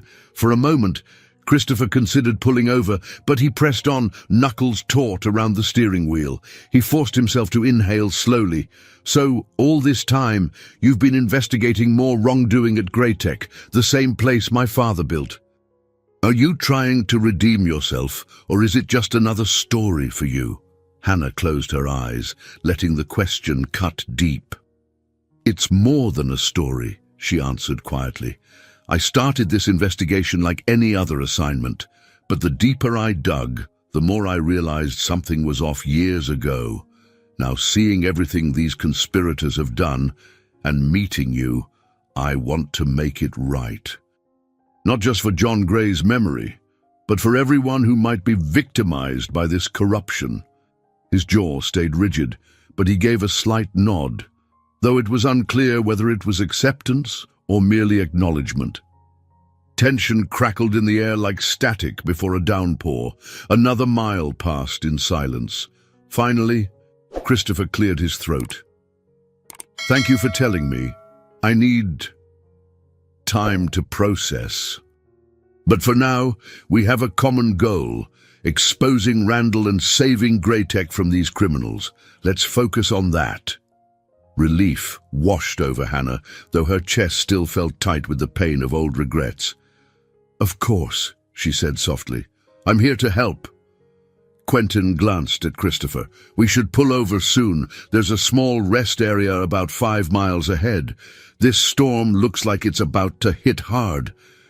We can decide whether to press on or wait it out. Christopher nodded, tension still radiating from him. He turned on the wipers as fat droplets of rain and a bit of sleet spattered against the windshield. The swirling clouds above seemed to mirror the emotional tempest inside the SUV. When they arrived at the rest area, it was nearly empty. A battered pickup truck stood near one corner. Otherwise, the place was deserted. Christopher parked, and the three stepped out under the metal awning beside a vending machine. The wind stung their faces with icy gusts. Quentin scanned the horizon. This storm might slow us down, but staying put too long invites the risk of being tracked. We can't be sure Maxwell doesn't have resources scanning the roads for your license plate. Christopher grunted in agreement. Hannah rubbed her arms, feeling the chill through her jacket. She approached Christopher cautiously, noticing how he avoided her gaze. She drew a careful breath. Look, I'm sorry. Truly, I know saying it doesn't fix what happened to your father, but I hope you believe me when I say I'm not that reckless journalist anymore. He didn't speak for a moment, his eyes on the sky where swirling clouds threatened to unleash more sleet. Finally, he nodded once, though his gaze remained distant. I hear you. Let's just get through this. The wind rattled the awning, and thunder boomed in the distance. With jaws set and hearts burdened, they hurried back into the SUV, determined to outrun both the storm and the ghosts of their past. 2 more hours of careful driving carried them down winding mountain roads slick with wintry mix. Christopher navigated slowly, sometimes forced to stop altogether as visibility dropped. Every now and then, they'd catch fleeting cell service, letting Hannah send updates to her editor, Linda. Each time, Linda replied with cautious support, urging them to reach Denver safely. By the time the storm began to lighten, the rugged peaks of the Rockies gave way to gentler foothills. Christopher's jaw relaxed marginally as the roads improved. He cast a quick glance at the back seat, where Hannah scrolled through her phone. Despite the tension, she looked resolved, as though nothing could deter her from this mission now. Eventually, they reached a small gas station on the outskirts of a rural community. The place had a single pump and a cramped convenience store. Quentin suggested they stop to fill up, grab some provisions, and stretch their legs. Christopher parked near a dormant air hose station, stepping outside into a brisk wind. While Quentin handled the pump, Hannah and Christopher drifted toward the store's entrance. Silence draped them, weighted by the recent revelation of her past involvement with John Gray's downfall. Yet a mutual understanding seemed to linger beneath that tension. They were stuck in this together. Inside, the store's fluorescent lighting revealed shelves lined with snacks, bottled water, and souvenirs for passing travelers. A radio played softly in the background, the local DJ chatting about an approaching cold front. Hannah picked up a bottle of water and glanced at Christopher. "I can't help but wonder if Randall has put out an alert on our descriptions. We should avoid showing our faces too much." Christopher nodded grimly. "We'll make it quick. Grab what we need and go." She paused, eyes scanning the handful of patrons, a trucker picking up coffee, a young couple in ski gear. Nobody seemed to pay them any mind. As she waited to pay at the counter, Hannah heard a ping on her phone. It was a message from Linda. "Need you to confirm arrival time frame. Ex-prosecutor meeting us. Or undisclosed LOC. Keep me posted. Stay safe." Hannah typed back quickly. "Close to Denver. Weather slowed us. We'll confirm ETA soon." At the checkout, Christopher added a couple of energy bars and paid in cash. He nodded politely to the cashier, but his gaze remained watchful, scanning the windows for any suspicious faces. They stepped outside to find Quentin by the SUV, the gas pump clicking off. The old nozzle handle squeaked as he replaced it. "Let's go," Christopher murmured, unlocking the doors. "We'll try to be in Denver in under 2 hours." The trio piled back in. As they pulled away, Hannah exhaled, feeling a thin sense of relief. So far, no sign of Maxwell's men. Still, the memory of their last close call at the loading dock kept adrenaline pulsing in her veins. The drive resumed, the road stretching ahead in a mix of farmland and low hills. At times, Christopher kept his foot steady on the gas, seemingly lost in thought. Hannah recognized the subtle shift in his demeanor. He was calmer than before, but a storm brewed behind his eyes. Perhaps he was working through decades of pain, reconciling his father's alleged innocence with the possibility that John Gray might have unwittingly been part of a corrupt system. Eventually, Hannah spoke quietly. "What do you think you'll do once we have the authorities on our side? About the board, the future of Gray Tech?" Christopher sighed. "It'll be a mess, no doubt. We'll have to remove the guilty parties and restructure the leadership. The PR fallout alone could cripple us. But better to face it now than let the disease spread if it destroys the company. Well, at least we tried to save the employees from worse betrayal down the line." Quentin chimed in from the passenger seat. "You might be surprised. Sometimes, when a company's leader does the right thing, publicly, transparently, stockholders regain trust. As long as you show genuine intent to fix the rot." A faint glimmer of hope kindled in Christopher's eyes. "I'd like to believe that." They pressed on, miles ticking by. As the afternoon sun began its descent, Denver's skyline appeared on the horizon, a sprawl of buildings set against a backdrop of mountains. Hannah shot a text to Linda, letting her know they were within city limits. "Fragile victory," Quentin murmured, flipping his notebook closed. "We've made it here, but we still have to navigate the next steps carefully." Hannah's stomach twisted with a mix of nerves and anticipation. They had physical evidence, a growing team of supporters, and Christopher's willingness to face the board.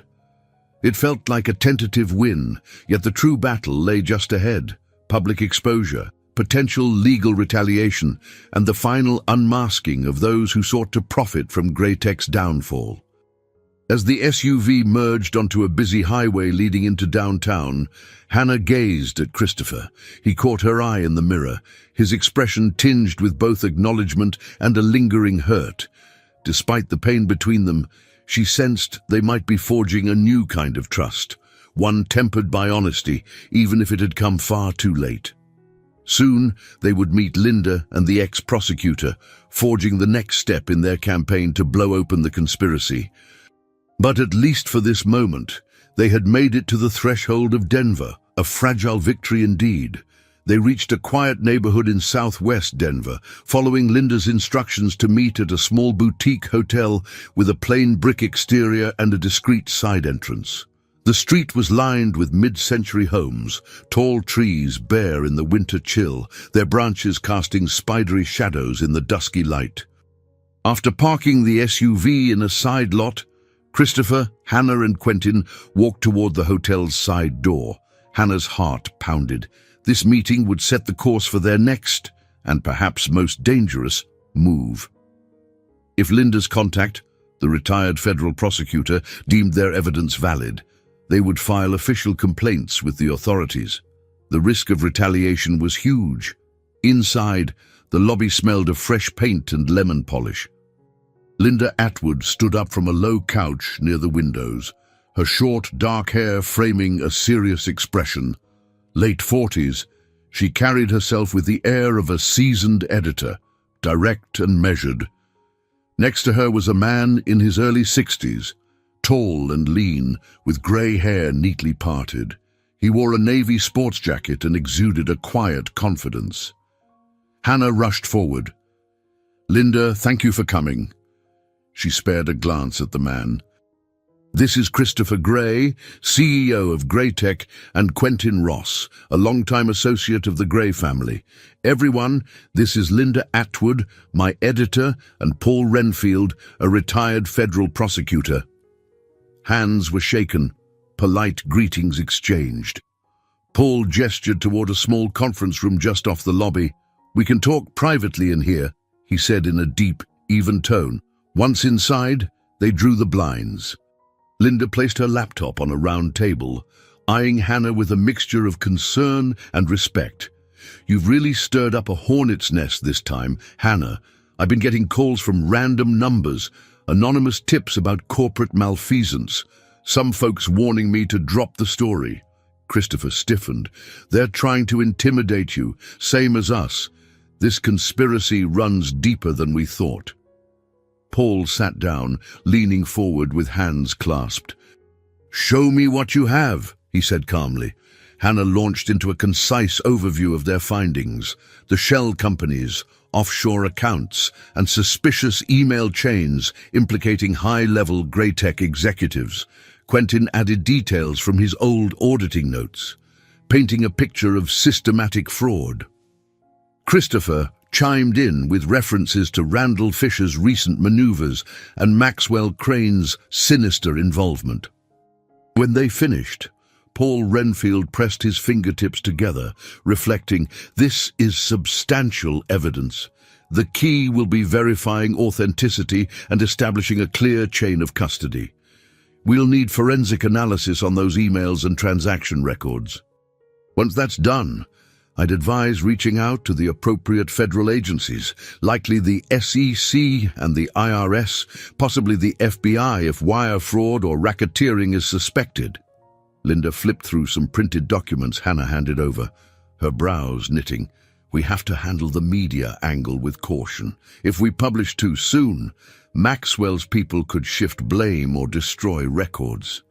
If we delay, they might track down Hannah or Christopher and sabotage everything."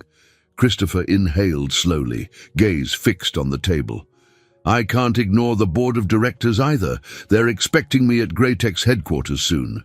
If Maxwell or Randall suspect I'm about to blow this wide open, they'll close ranks and possibly use dirty tactics to protect themselves." Quentin tapped his notebook thoughtfully. "We also worry about employees. A scandal could tank stock prices, leading to layoffs or panic. We'd like to minimize collateral damage." Paul studied them with a measured calm. "We can approach the authorities discreetly first, giving them time to secure evidence and freeze certain accounts. Then, if Hannah's publication coordinates with Linda, you release the story once the legal framework is set. That way, Graytech has a chance to recover under new leadership. Yours, presumably, Mr. Gray, after the crooked elements are removed." Christopher's jaw tightened. "I want to see Graytech survive. My father's memory deserves that much. But I won't shield criminals. This is a line I have to cross." Hannah met his gaze, silently acknowledging how much he'd changed since the night they first collided in that hotel suite. Their alliance, tempered by revelations, regrets, and moral courage, now stood at the precipice of real action. Linda clicked her pen. In practical terms, we'll need to move fast. Maxwell and Randall won't sit idle. There's also the risk that if you show up at Greytech headquarters, they could ambush you physically or with lawsuits or spin the narrative that you're staging a hostile takeover. That's where I come in, Paul said. I can guide you through protective measures, court injunctions, protective custody if needed, though that's extreme. The key is we can't hesitate. Christopher took a moment to steady his breathing. We should finalize our plan tonight. In the morning, we move. Hannah, can you coordinate with Linda on the article? Quentin and I can prepare everything for the legal side with Paul. A sense of unity settled over them, though it was edged with uncertainty.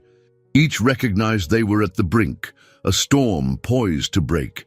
When it did, their lives and reputations would be on the line. As they gathered their documents and made final arrangements, Hannah noticed Christopher pause, eyes distant. Gently, she placed a hand on his arm. Are you okay? He nodded, face drawn but resolute. I'm just realizing, once we take this step, there's no return to the life I knew, but maybe that's all right. Maybe it's time. Beyond the drawn blinds, the last glimmers of daylight faded into a grey winter dusk. Tomorrow would bring confrontation with Randall, Maxwell, and the full force of Greytech's hidden corruption. They stood at the edge of the storm, bound by a shared commitment to truth, no matter the cost. The night sky over Denver was clear and cold as Christopher stepped away from the conference room in the small boutique hotel. The quiet hallway felt oddly peaceful, starkly contrasting the turmoil in his mind. He had just finalized plans with Hannah, Quentin, Linda, and Paul Renfield for what promised to be the riskiest move of his career, confronting the board of Greytech while simultaneously delivering evidence to federal authorities. Hannah came up beside him, her warm coat folded over one arm. She was visibly weary, dark circles under her eyes, yet her posture exuded unwavering determination. I just coordinated with Linda. She's pulling an all-nighter drafting the preliminary article. Paul's making calls to the SEC contact he trusts, ensuring we can file the complaint first thing in the morning. Christopher nodded, absently rubbing the back of his neck. They'll try everything to discredit us. Randall might even spin the board into thinking we're staging a coup or forging documents. Hannah's gaze flicked over his face. Concern mingled with empathy. I know you didn't sign up for any of this, but if we don't act now, they'll bury the truth. He inhaled deeply, recalling the swirl of data, the shell companies, bribes, and stolen funds. Yes, we have to see this through. Together, they returned to the makeshift war room they'd set up, a modest suite furnished with a long table, a few chairs, and a row of laptops. Quentin was hunched over one of them, cross-referencing account numbers. Linda typed rapidly on her computer, occasionally stopping to sip lukewarm coffee. Paul Renfield paced in front of a window that overlooked the quiet street, phone pressed to his ear. When Christopher entered, Quentin looked up. I've confirmed more direct links between Maxwell Crane and those offshore entities. Once we present these findings to the authorities, they can freeze the relevant accounts. Paul ended his call, addressing everyone. We've got a small window. I've arranged for 2 investigators from the IRS and 1 from the SEC to meet us at a federal building on the east side of town tomorrow at 9 sharp. Linda turned her laptop around so they could see the draft headline on the local news site. Major tech firm faces allegations of large-scale financial fraud. Beneath it was a sub-headline. Insider evidence emerges. Names high-level executives. Hannah flinched slightly. She understood the power of words all too well, having once ignited a scandal that affected Christopher's father. But this time, the headline felt more like justice than sensationalism. Paul cleared his throat. We'll hand over the documentation to the authorities. Then Linda will have the go-ahead to publish. Ideally, We want to synchronize both so the conspirators can't run. Christopher crossed his arms. And what about the board meeting? Randall insisted it's critical. If I skip it, they'll claim I'm abdicating my responsibilities. If I show up, they might corner me. A moment of thoughtful silence settled until Quentin quietly said, "You could go, but not alone. If we inform the investigators about the time and location, they could be ready to move in. At the very least, having them on standby would limit how brazen Randall and Maxwell can be." Paul added, "I can't promise they'll arrest anyone on the spot, but your presence might provoke confessions or destructive behavior from the guilty parties. Sometimes suspects incriminate themselves if they think they're on the winning side." Christopher glanced at Hannah, who offered a small, supportive nod. "This is your company, your legacy, your decision," she said softly. A swirl of conflicting emotions filled him: anger at Randall's betrayal, heartbreak over his father's tarnished memory, fear of the chaos that could follow. But beneath it all was a quiet resolve. "I'm going," he stated, voice firm. "If I'm going to reclaim Grey Tech from these criminals, I need to face them head-on." Linda stepped forward, her expression grave. "Then we coordinate carefully. Hannah and I will handle the media side. Paul and Quentin will finalize the legal package. Christopher, you'll walk into that board meeting tomorrow morning, prepared for a showdown. We'll keep in constant communication." The plan laid out, they dispersed to catch a few hours of fitful sleep. Hannah lingered in the sweet small kitchenette, rummaging for tea.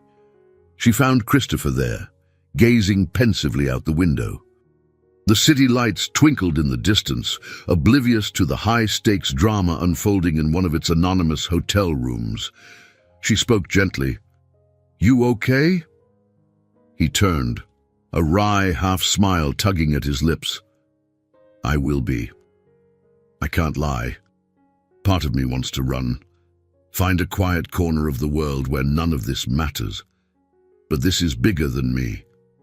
Hannah reached for his hand, hesitating only slightly. "We'll do it together." He squeezed her hand in response, a momentary flicker of unity. Then, quietly, they separated. Tomorrow beckoned, a day that promised confrontation, exposure, and perhaps liberation from secrets too long concealed. Sleep was scarce that night, as each of them wrestled with visions of what morning would bring. Like a gathering storm, the tension built, promising thunderous consequences. They could only hope their resolve was strong enough to weather it. Dawn broke pale and thin over the Denver skyline. The group convened in the hotel lobby, the air electric with apprehension. Paul Renfield had a leather briefcase bursting with documents and digital backups. Linda slung a large tote over her shoulder, prepared for any media contingency. Hannah carried her laptop containing the final article draft and additional evidence. Quentin, looking more tired than ever, clutched the battered notebook that had guided him this far. Christopher adjusted the collar of his charcoal grey suit, a faint reflection of John Gray's impeccable sense of style. Inside, he felt far from calm, but the suit reminded him of his father's words. "Integrity is the soul of any enterprise." He drew a steadying breath. "We have about 30 minutes before the board meeting," he said, checking his watch. "Let's do this." They split into two vehicles. Christopher and Quentin headed toward Grey Tech's downtown headquarters, while Hannah, Linda, and Paul drove to the federal building for their scheduled meeting with the investigators.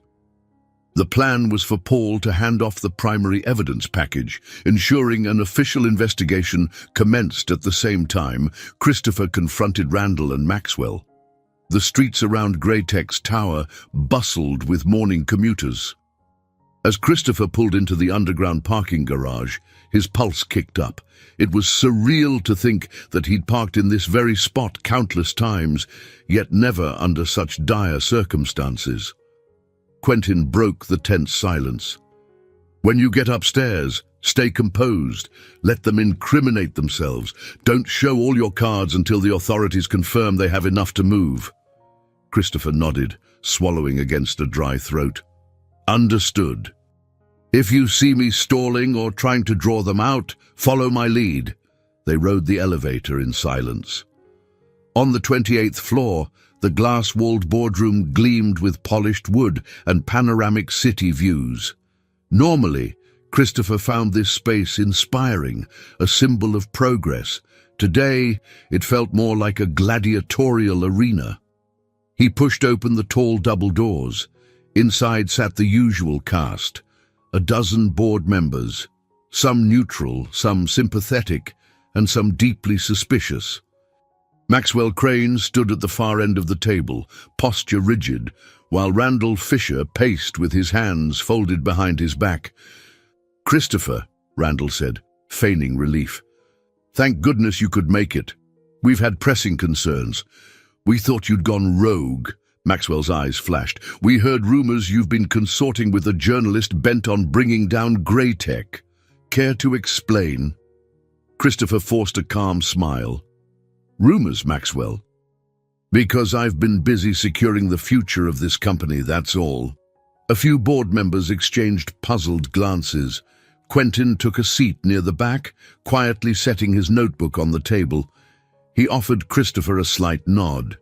Randall moved closer, voice lowered. "We need to finalize the merger deal immediately, or the entire arrangement could collapse. I'm sure you understand the gravity of this." Christopher met Randall's gaze. "Gravity indeed. But I have serious questions about certain financial irregularities, offshore accounts, shell corporations. I want the board to address them before any merger is approved." A ripple of tension shot through the room. Maxwell's jaw tightened visibly. "Are you accusing us of impropriety? Because if so, you'd better have proof." His voice was clipped, a barely veiled threat.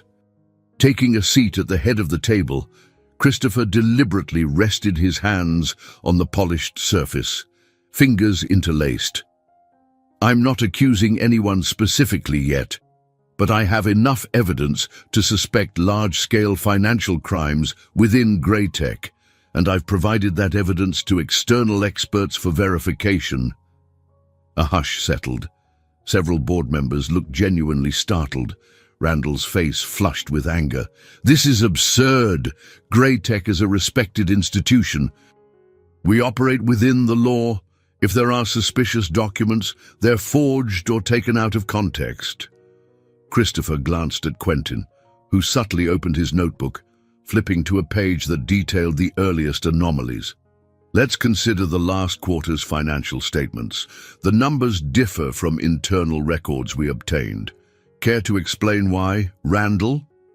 Randall's facade cracked for a split second, eyes darting to Maxwell.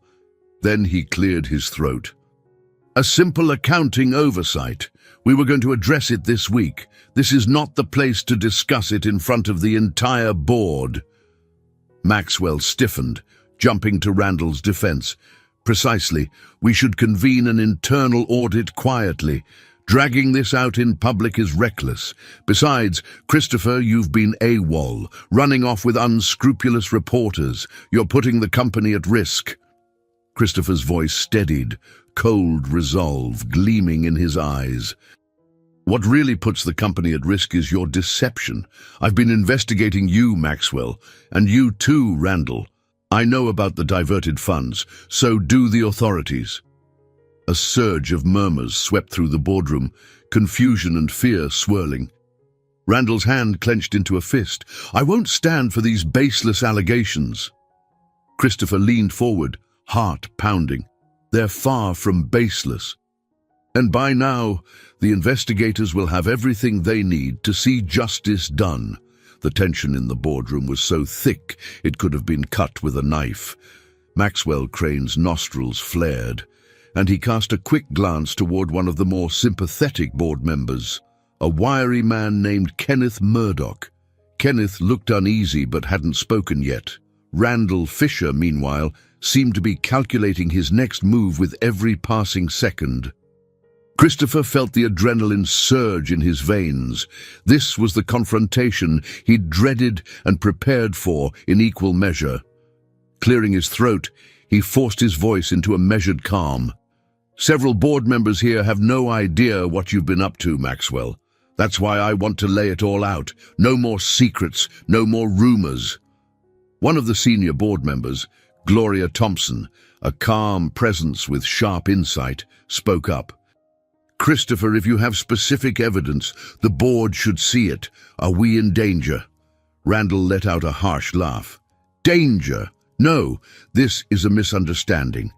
As CFO, I can assure you that any irregularities stem from legitimate business dealings. Christopher's personal vendetta is clouding his judgment. He's trying to sabotage our merger." Christopher gripped the table's edge. "My judgment has never been clearer. I know about the coded transactions, the fraudulent offshore accounts. They lead back to you and Maxwell, along with a handful of others." He slid a few printed pages across the table. Data Quentin had helped compile. A small sample. Maxwell's face darkened as he skimmed the documents, while several board members craned their necks to see. A ripple of alarm spread through the room. "This is private correspondence," Maxwell snapped, eyes blazing at Christopher. "Stolen from Greytech's secure servers. You violated confidentiality." Gloria reached out to examine the papers, frowning at the numbers and names. "This is serious. If these emails are authentic, we could be looking at criminal charges." Kenneth Murdoch finally found his voice, but it shook with uncertainty. "We should call an immediate recess and bring in an external auditor to verify." Randall slammed his palm on the table. "This is absurd. We don't need a recess.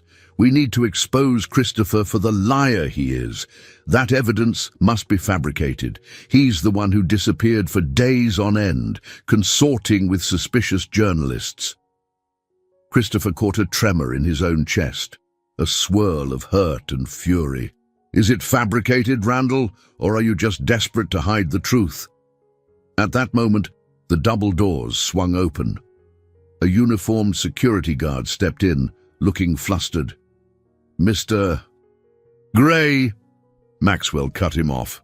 "About time. Escort Mr. Gray and his associate out of here. They're trespassing on a private board meeting." But the guard hesitated, gaze flicking uneasily from Maxwell to Christopher. "Sir, there are federal agents downstairs. They say they need to speak with some of you immediately." A stunned hush fell over the boardroom. Christopher's heart pounded in relief that Paul Renfield and the authorities might be making their move sooner than expected. Perhaps they'd gone directly to Greytech's offices to secure evidence. He saw a flicker of panic in Randall's eyes. Maxwell recovered quickly, adopting a controlling tone. "Tell them we'll cooperate, but they need to wait until our meeting is finished." The guard shook his head firmly. "They insisted it can't wait." At that, Randall Fisher's eyes narrowed. "This is a setup," he muttered. Then, in a sudden, frantic motion, he reached into his jacket pocket. Christopher's pulse spiked. Was Randall about to pull a weapon? Instead, Randall whipped out his phone, jabbing the screen. "I'll call my attorney," he announced. "We're not answering a single question without legal counsel." Yet the desperation in his voice was undeniable. Christopher stood, motioning the security guard aside. "Please, show the agents in if they're waiting. We have nothing to hide." He cast a pointed glance at Maxwell and Randall, whose faces betrayed fear. Within moments, the security guard returned with two suited individuals wearing federal badges. Behind them trailed Paul Renfield, exuding calm authority. The lead agent, a woman with cropped dark hair, introduced herself as Special Agent Veronica Mills of the FBI, though the SEC was also involved. She held up a badge and scanned the room. "We need to speak with Randall Fisher and Maxwell Crane regarding allegations of fraud. We're also here to secure certain Greytech records." Randall sputtered, eyes darting from Maxwell to the board members, to Christopher, and back again. "You can't just barge in here." "We have rights." Veronica Mills raised an eyebrow. "And you'll be afforded every right, Mr. Fisher. But right now, we need to ask you some questions. We also have a warrant to collect digital and paper files." Maxwell Crane's composure cracked. He turned on Christopher, voice trembling with rage. "You orchestrated this! You're going to destroy everything your father built!" Christopher swallowed. "No, Maxwell. You did that yourself by using my father's legacy as a smokescreen for your crimes." Randall glanced toward the door, as if contemplating escape. But two more agents stepped in, blocking the exit. Silence gripped the room. Paul Renfield gave Christopher a small nod from behind the agents, an unspoken acknowledgement that the plan was unfolding as intended. While not everyone might be immediately led away in handcuffs, the wheels of justice had begun to turn. Board members exchanged worried glances. Some looked aghast at Randall and Maxwell. A few stared at Christopher with a mixture of confusion and tentative admiration.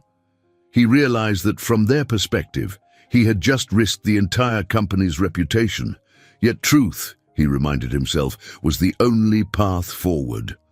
Randall, sweating profusely, insisted on calling his lawyer while Maxwell's face drained of color. The tension that lingered in the boardroom was like static electricity, ready to erupt at the slightest spark. Christopher took a slow, steady breath. His heart hammered in his ears, but a sense of resolution stole over him. This was the moment John Gray's company began its reckoning, and while the cost would be high, it was a price Christopher was willing to pay. Over the next few hours, the Gray Tech offices descended into controlled chaos.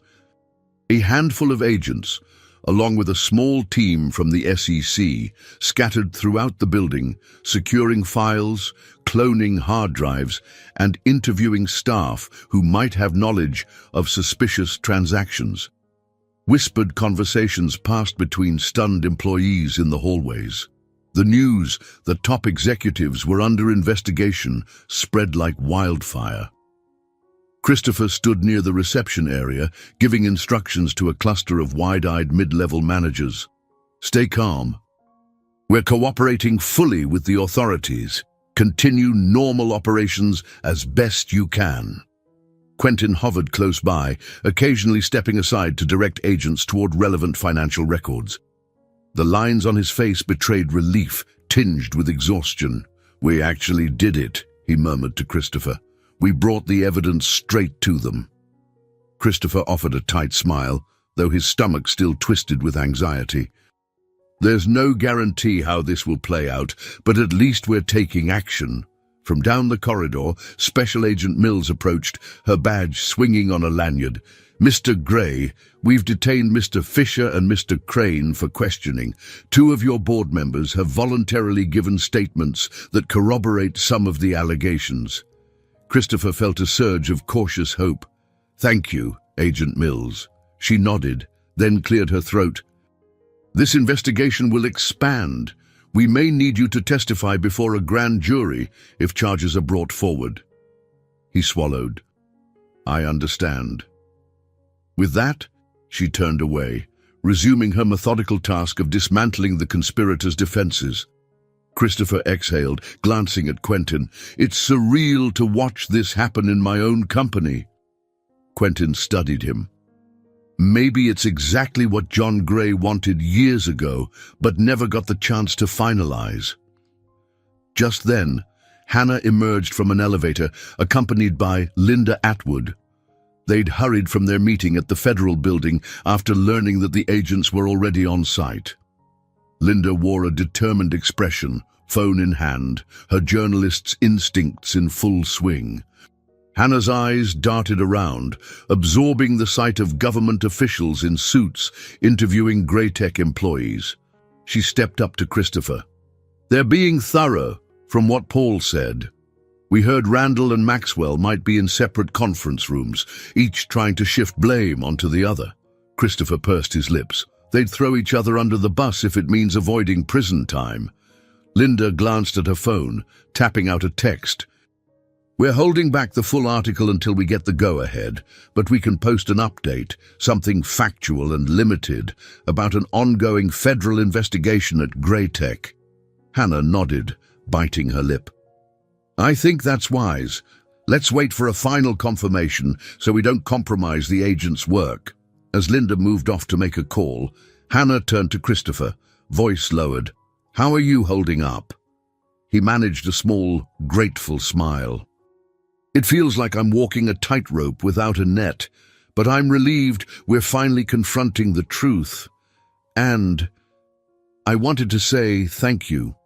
None of this would be happening without your investigation. Her cheeks colored slightly, but she met his gaze. Thank you for trusting me, despite everything. They held each other's eyes for a quiet moment, the tension of their shared past simmering but not overwhelming the respect they'd found. Then from the corner of his eye, Christopher noticed Margaret Gray step off the elevator, looking frail yet resolute. She wore a dark coat over her shoulders, her hair carefully styled. "Mom?" he said, surprised. "What are you doing here?" Margaret's expression was anxious, but she squared her shoulders. "I heard about the agents, the accusations. Randall kept calling me, acting like you'd lost your mind. So I came to see for myself." Christopher guided her away from the busiest area, finding a quiet alcove near a row of potted plants. "I'm sorry you had to find out this way." She glanced around at the flurry of activity, agents crossing back and forth, boxes of files being wheeled out. "Are we really in that much trouble?" He hesitated before replying. "Yes and no. There is extensive fraud, but it's not the entire company, just a group of corrupt executives. We're exposing them now, to save Greytech from a worse fate later." Margaret let out a trembling sigh. "Your father would be proud of you for standing up for what's right." Emotions welled in Christopher's chest. "I hope so. I never wanted a scandal. But ignoring what Randall did would be wrong. We might lose money, we might face lawsuits. But at least we'll have our integrity." Tears glistened in Margaret's eyes. "I feared this might destroy you. But I see now. It might free you from the past, from the guilt you've carried about your father." Hannah and Quentin approached, giving Margaret gentle smiles. Hannah, her voice soft, said, "Mrs. Gray, I'm Hannah Sullivan. I'm truly sorry for any pain I contributed to years ago and now." She paused, breath unsteady. "I hope this ends with justice for John Gray's legacy." Margaret assessed Hannah with a wary gaze, but then gave a small, dignified nod. "I appreciate you helping my son see the truth." At that moment, Linda beckoned them over. "The lead agent's about to give a preliminary statement for the official record. She's allowing me to observe, though not to film. Let's gather." They joined the group of staff members and officials in the main lobby, tension thick in the air.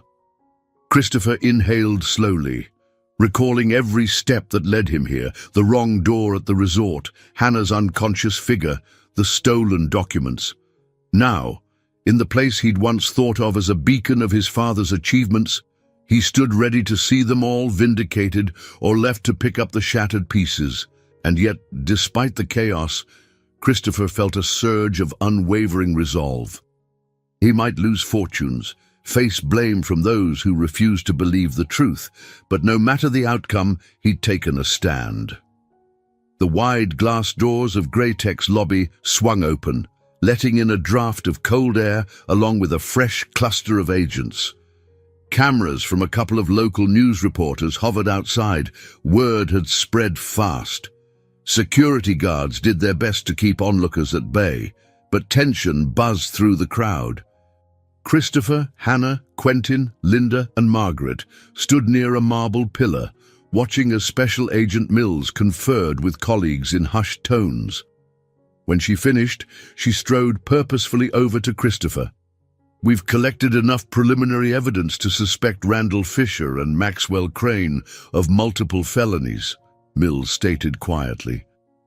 "We've also identified at least 2 other board members who may face charges.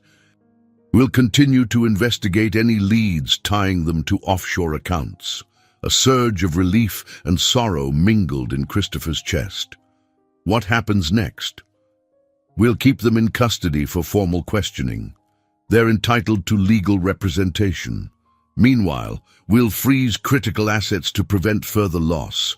Eventually, this will go before prosecutors, possibly a grand jury. If indicted, they'll stand trial." Her gaze softened. "You may need to testify?" Christopher nodded, glancing at his mother. "We're ready." Agent Mills gave a curt nod and stepped away. Nearby, Linda was on the phone to her editors, presumably finalizing the article. Hannah stood at Christopher's shoulder, her presence a silent reassurance. Margaret Gray pressed a hand to her son's arm. "Your father's reputation was never fully cleared in the public eye," she said softly. "But maybe this will show the world he wasn't the mastermind of wrongdoing here." Christopher's breath caught. "I'm sorry I couldn't protect him back then. He died believing the world saw him as a criminal." Margaret's voice wavered. "He died proud of you, Chris. That much I know."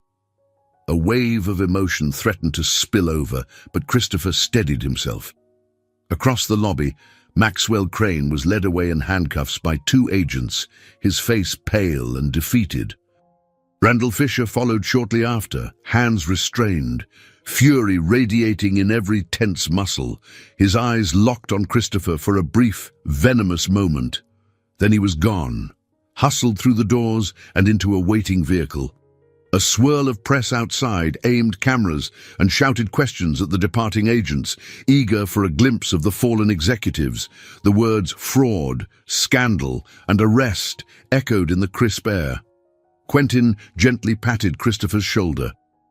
"The worst is over, my friend. Now the reconstruction begins." A Greytech employee in a neatly pressed blouse approached tentatively. "Mr. Gray," she asked, eyes bright with concern, "is the company shutting down?" Christopher shook his head. "No, we're not closing our doors. We'll continue working, but with more transparency and renewed integrity. Please tell your colleagues we'll do all we can to protect their jobs." She offered a tentative smile, relief shining in her eyes. "Thank you. We believe in Greytech. We believe in you." Quentin gave Christopher a nod. "I can help you form an interim leadership committee, run the finances, while we untangle the damage." Christopher turned to Margaret. "Mom, I know you stepped away after Dad died, but I could use your guidance if you're willing." She blinked, clearly emotional.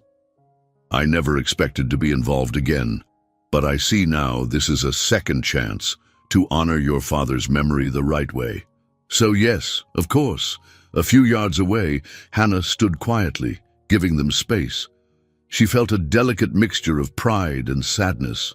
She'd contributed to clearing John Gray's name, but she couldn't erase the pain of the past. Christopher caught her eye, and with unspoken understanding, he crossed the space between them. "How do you feel?" she asked softly. "Tired, relieved, proud, in a strange way," he said, exhaling a deep breath. "You?"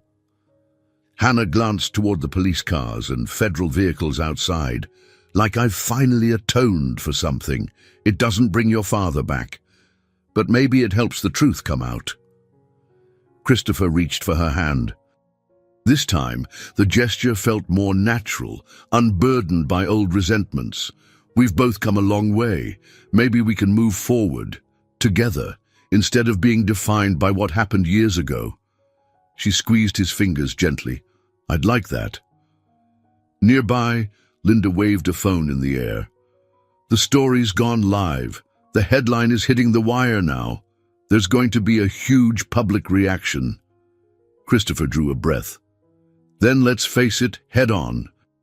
Greytech is under new leadership, and we'll prove to the world that the company my father built can still stand for something honorable." A hush of solemn triumph fell over them. The swirl of staff, agents, and media set the stage for a moment that felt both chaotic and full of promise. Outside, the winter sun shone brightly, reflecting off the glass facade of Greytech's headquarters.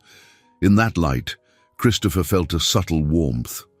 No matter the legal battles ahead, no matter how steep the road to rebuild, he'd taken the righteous path, and that, in itself, was a reward more enduring than any fortune.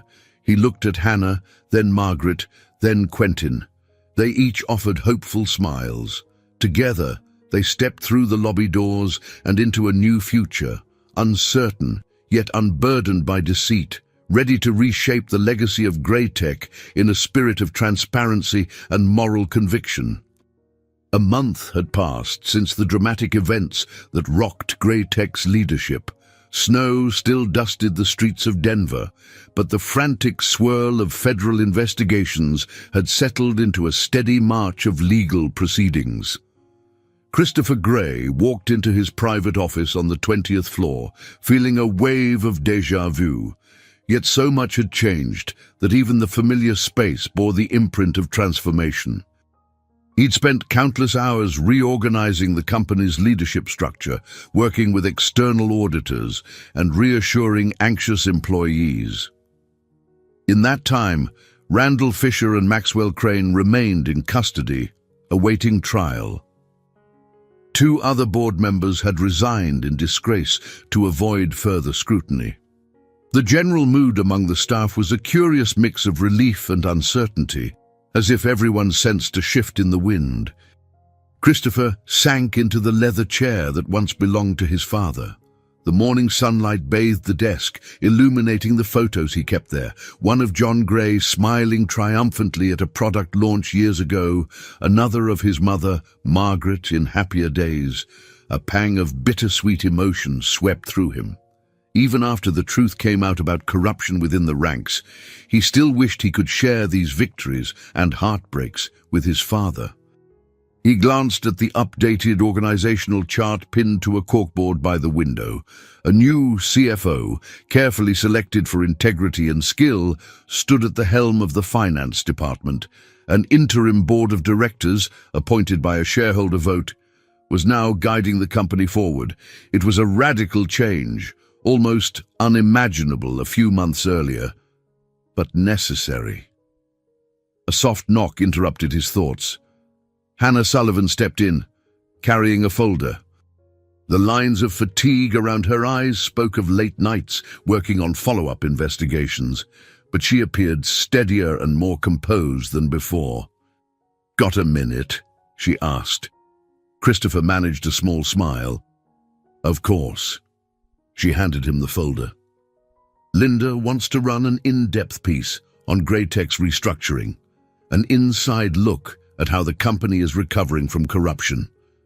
I told her you might be open to it." He flipped through the pages, scanning the proposed interview topics. "I am open to it," he said, glancing up, "as long as it's honest. The public deserves to know how we're cleaning house." Hannah nodded. "I wouldn't have it any other way." She paused, eyes drifting to the framed photo of John Gray on the desk. "I heard from the federal prosecutor's office that new evidence suggests your father wasn't involved in any wrongdoing years ago. Maxwell and Randall might have shifted blame to him when he stumbled on early signs of the fraud." Christopher's gaze lingered on the photograph. "It's a relief to hear that. My mother told me he always suspected some hidden scheme but couldn't pin it down. I wish he'd had the support we have now." Hannah's expression turned pensive.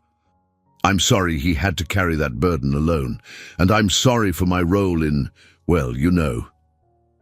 He reached over to give her hand a brief, gentle squeeze.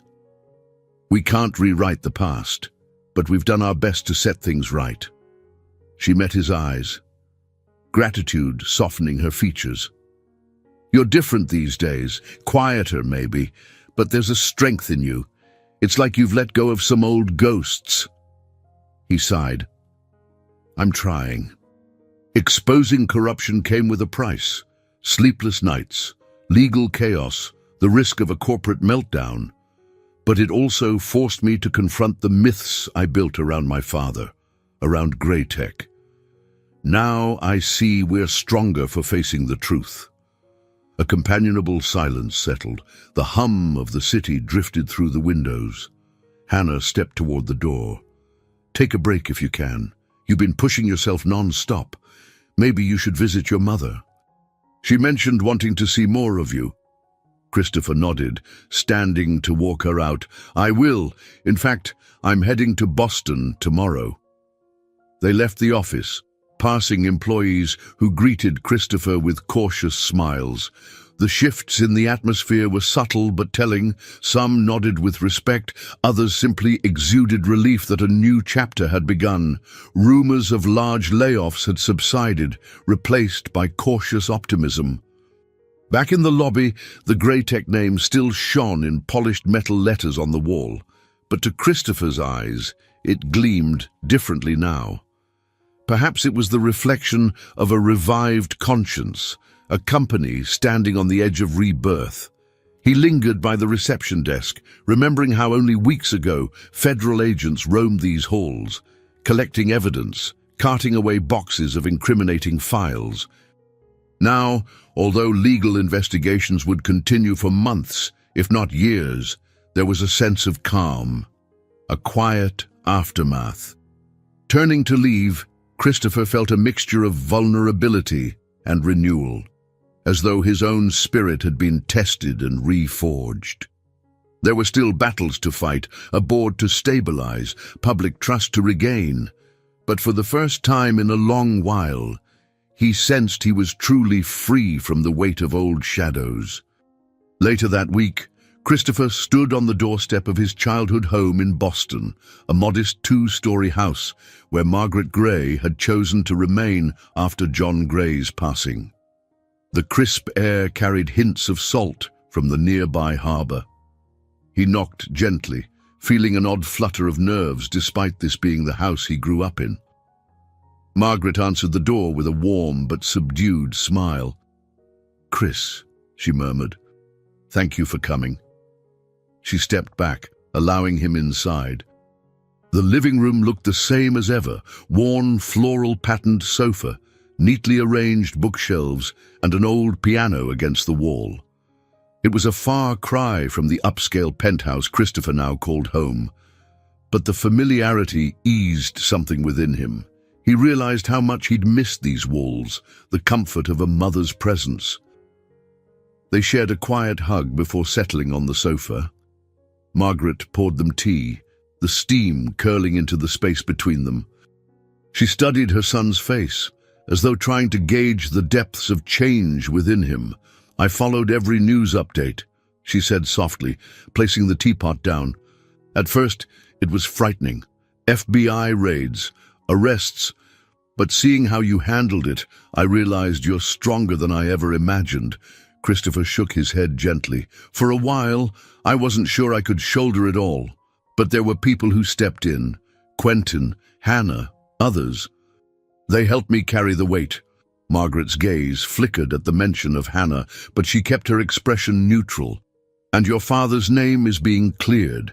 There's talk among the investigators that he'd actually confronted certain executives years ago, only to be undermined. That's why the accusations fell on him. Paul Renfield says the ongoing investigations will expose the full story eventually," Christopher replied, picking up his cup. "I wish Dad were here to see that happen." Margaret leaned back, crossing her hands in her lap. "So do I. But in a way, this is a homecoming for both of you, carrying his legacy forward in a truer form, free from secrets." He glanced around the room, noticing framed photos on the mantel. One of John Gray shaking hands with a senator at a charity event, another of a much younger Christopher in a Little League uniform. "I used to resent these pictures," he admitted quietly. "They reminded me of a standard I was never sure I could meet. Now I see them differently." Margaret reached for his hand. "I'm sorry if I ever contributed to that pressure.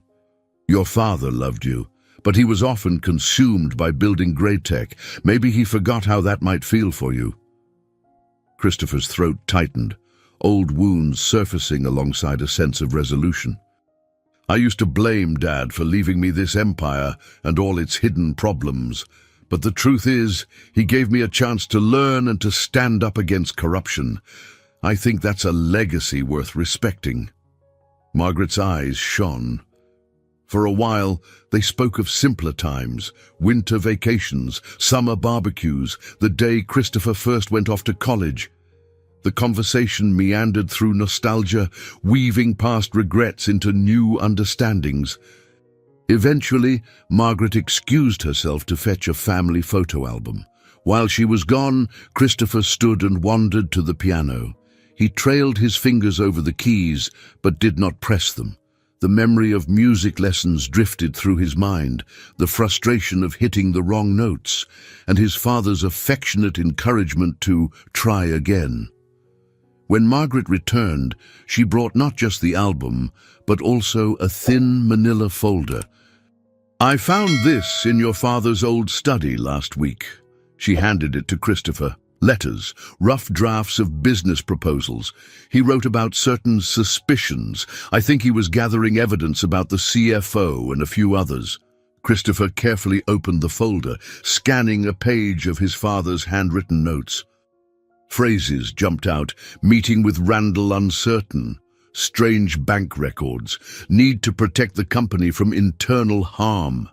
A swell of emotion rose in Christopher's chest. "He was trying," Margaret said softly. "He just never had the backing he needed." Christopher closed his eyes briefly, imagining his father's final days of turmoil, carrying the weight of accusations alone. "We've come full circle," he murmured. "Dad would be relieved to know we're clearing Greytech's name, despite the cost."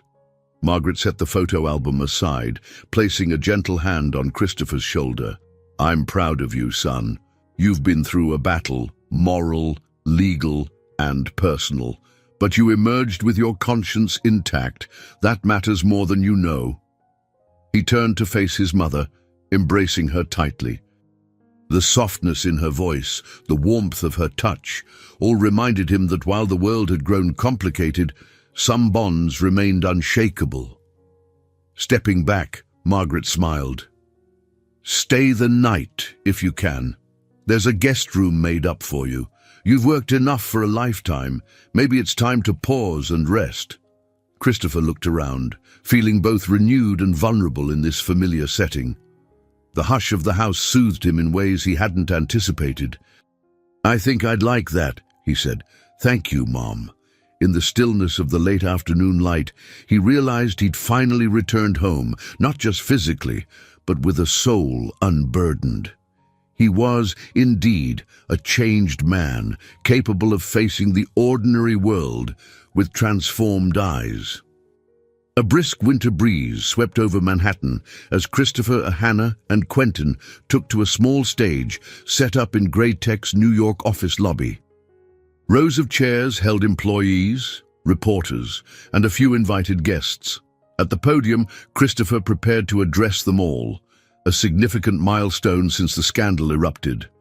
The moment felt monumental, a chance to demonstrate renewed transparency. In the front row, Margaret Gray and Linda Atwood watched with anticipation. Several cameras flashed, capturing the scene for local media. Hannah's notes lay in a neat stack on a side table.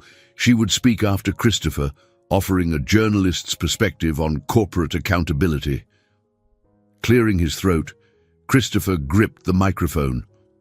"Thank you all for coming today," he began. "In the past few months, Greytech has faced challenges that threatened our stability and tested our integrity.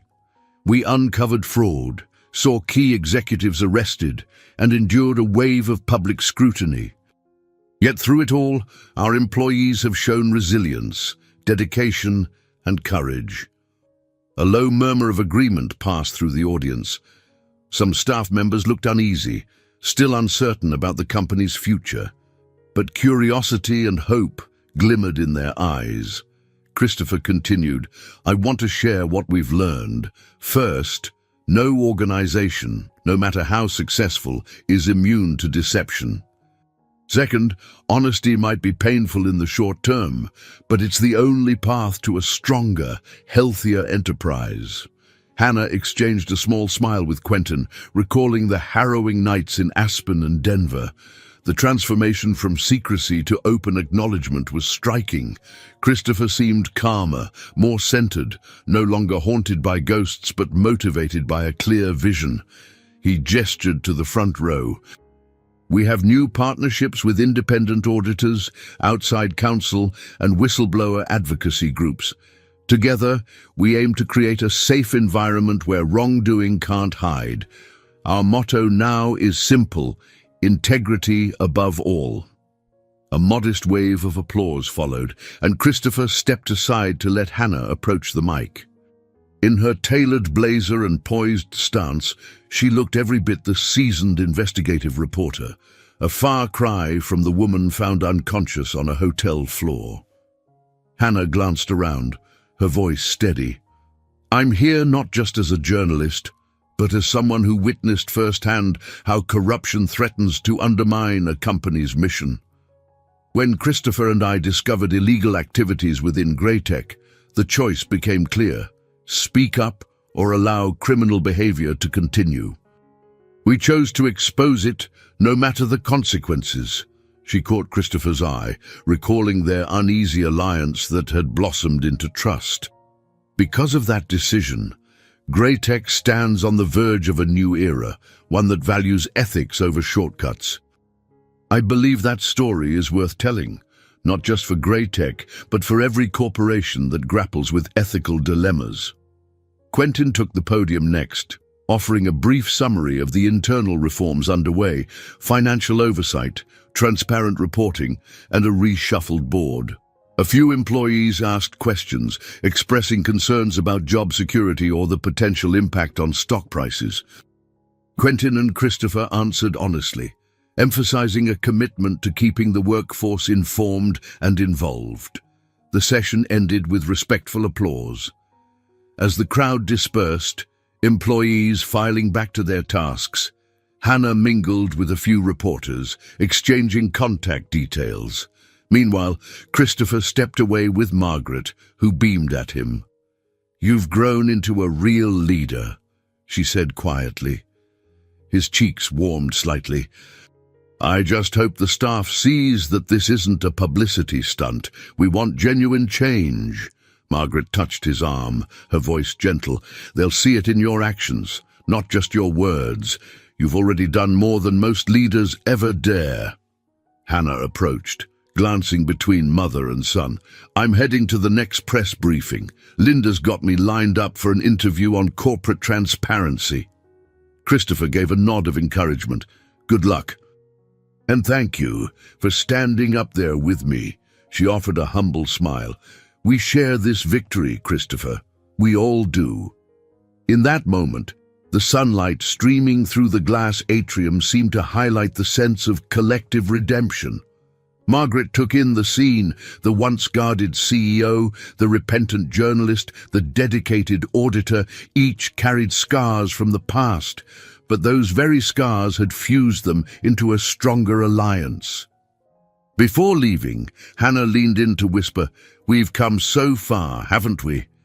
He nodded, recalling the fear in Aspen, the tense boardroom confrontation, the swirling legal drama. "So far," he echoed. "And there's still more to do. But at least now we're not doing it alone."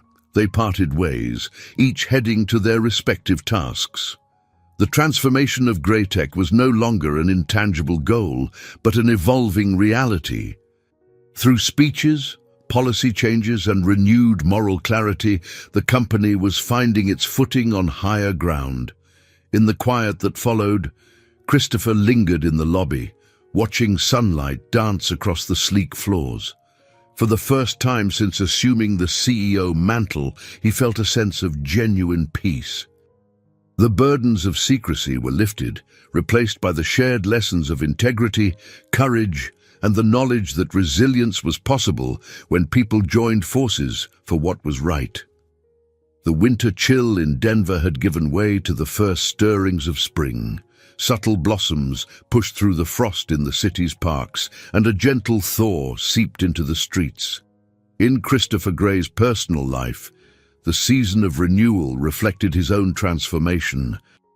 He stood on a small bridge spanning a narrow creek in one of Denver's public gardens, gazing at the water rushing below. The echo of the past month's turmoil felt distant, as if contained to newspaper clippings and archived broadcast footage. Graytech's board had stabilized under an interim leadership council. Employees were optimistic about the future. The legal cases against Randall Fisher, Maxwell Crane, and their cohorts were progressing, though final resolutions remained months away. Hannah strolled over, joining him at the railing. She wore a soft smile, her eyes reflecting the quiet contentment Christopher felt. "I checked in with Linda this morning," she said. "The article on Graytech's ethical reforms has been well received. Comments online suggest people admire the openness you're promoting." Christopher nodded, letting his gaze linger on the flowing creek. "It's not easy to change a corporate culture overnight, but we're on the right track. The staff genuinely wants to be part of a better company. That means more to me than quarterly profits right now." She slipped her arm gently through his, and they walked along the path. The garden was dotted with early blooms, pale crocuses and budding tulips. Nearby, a few children laughed, tossing bread to ducks in a small pond. The sight radiated a soft, hopeful energy. They found a bench beneath a willow tree, its delicate branches swaying in the breeze. Sitting down, Christopher glanced at Hannah. "So, what about you? Is the story finished?" She shrugged. "A journalist's work is never truly done. I'll keep following the trial when it begins. There could be more twists, especially if Randall cuts a plea deal, but I'm also considering a new direction, maybe focusing on pieces that highlight ethical business models and investigative reporting that leads to constructive change." He smiled. "That sounds purposeful." A quiet moment passed, the hush of nature embracing them. Hannah's voice softened. "Do you ever think about how this all started? That split-second decision you made to enter the wrong hotel room?" Christopher chuckled, though it held a note of wonder. "One small misstep with my key card, and everything changed. It's as if fate pushed us together for a reason." She nodded, a thoughtful gleam in her eyes. "I'm grateful it did, though the journey was terrifying at times. I never imagined I'd be working alongside the son of John Gray, or forging something deeper." His heart warmed at that admission, and he gently took her hand. "I never expected to trust the reporter who once tarnished my father's name. But life has a strange way of offering second chances." They lapsed into a comfortable silence, hands entwined, each lost in thoughts of the past and the future. In the distance, city buildings loomed, a reminder of the responsibilities that still awaited. But here, by the creek, they were free to reflect on how far they had come and how much they had grown. Eventually, Hannah rose, pulling Christopher to his feet. "Come on," she said with a playful tug. "I believe you promised to show me your father's old reading spots. Weren't there a few bookstores in town he loved?" He laughed softly, letting her lead. "I did mention that, didn't I?" They wandered out of the garden, finding Christopher's car parked on a nearby street. As they drove, the conversation turned to lighter topics, childhood memories, shared dreams for the future, and half-joking speculation about whether or not they should write a book on the entire ordeal. Before long, they reached a cozy bookstore tucked between brick buildings, just as John Gray had described it years before. Christopher parked and paused for a moment, hand lingering on the keys. "I feel him here," he admitted. "It's like retracing his steps, but this time without all the secrets." Hannah gave his arm a reassuring squeeze. "That's what growth looks like, carrying your past with you, but not letting it define you.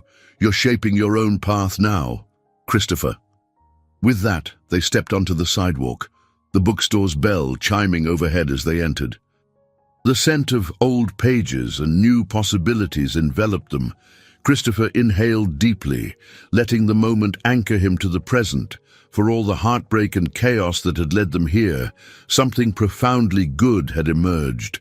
A renewed sense of purpose for Greytech, a deeper understanding of John Gray's legacy, and a bond between Christopher and Hannah that neither had anticipated. Standing among shelves of stories, Christopher felt a quiet surge of contentment. He might still face legal battles, corporate upheavals, and personal reckonings, but he was no longer the man bound by fear and the weight of unspoken truths. He was free to forge a legacy rooted in honesty and hope. In that peace, he realized the final chapter of this long trial was, in fact, a beginning of new love, new leadership, and a future shaped by the hard-won promise of integrity. I hope you enjoyed today's story. Subscribe to the channel so you don't miss more stories like this. Leave a like and comment below what you thought of the story. See you in the next video.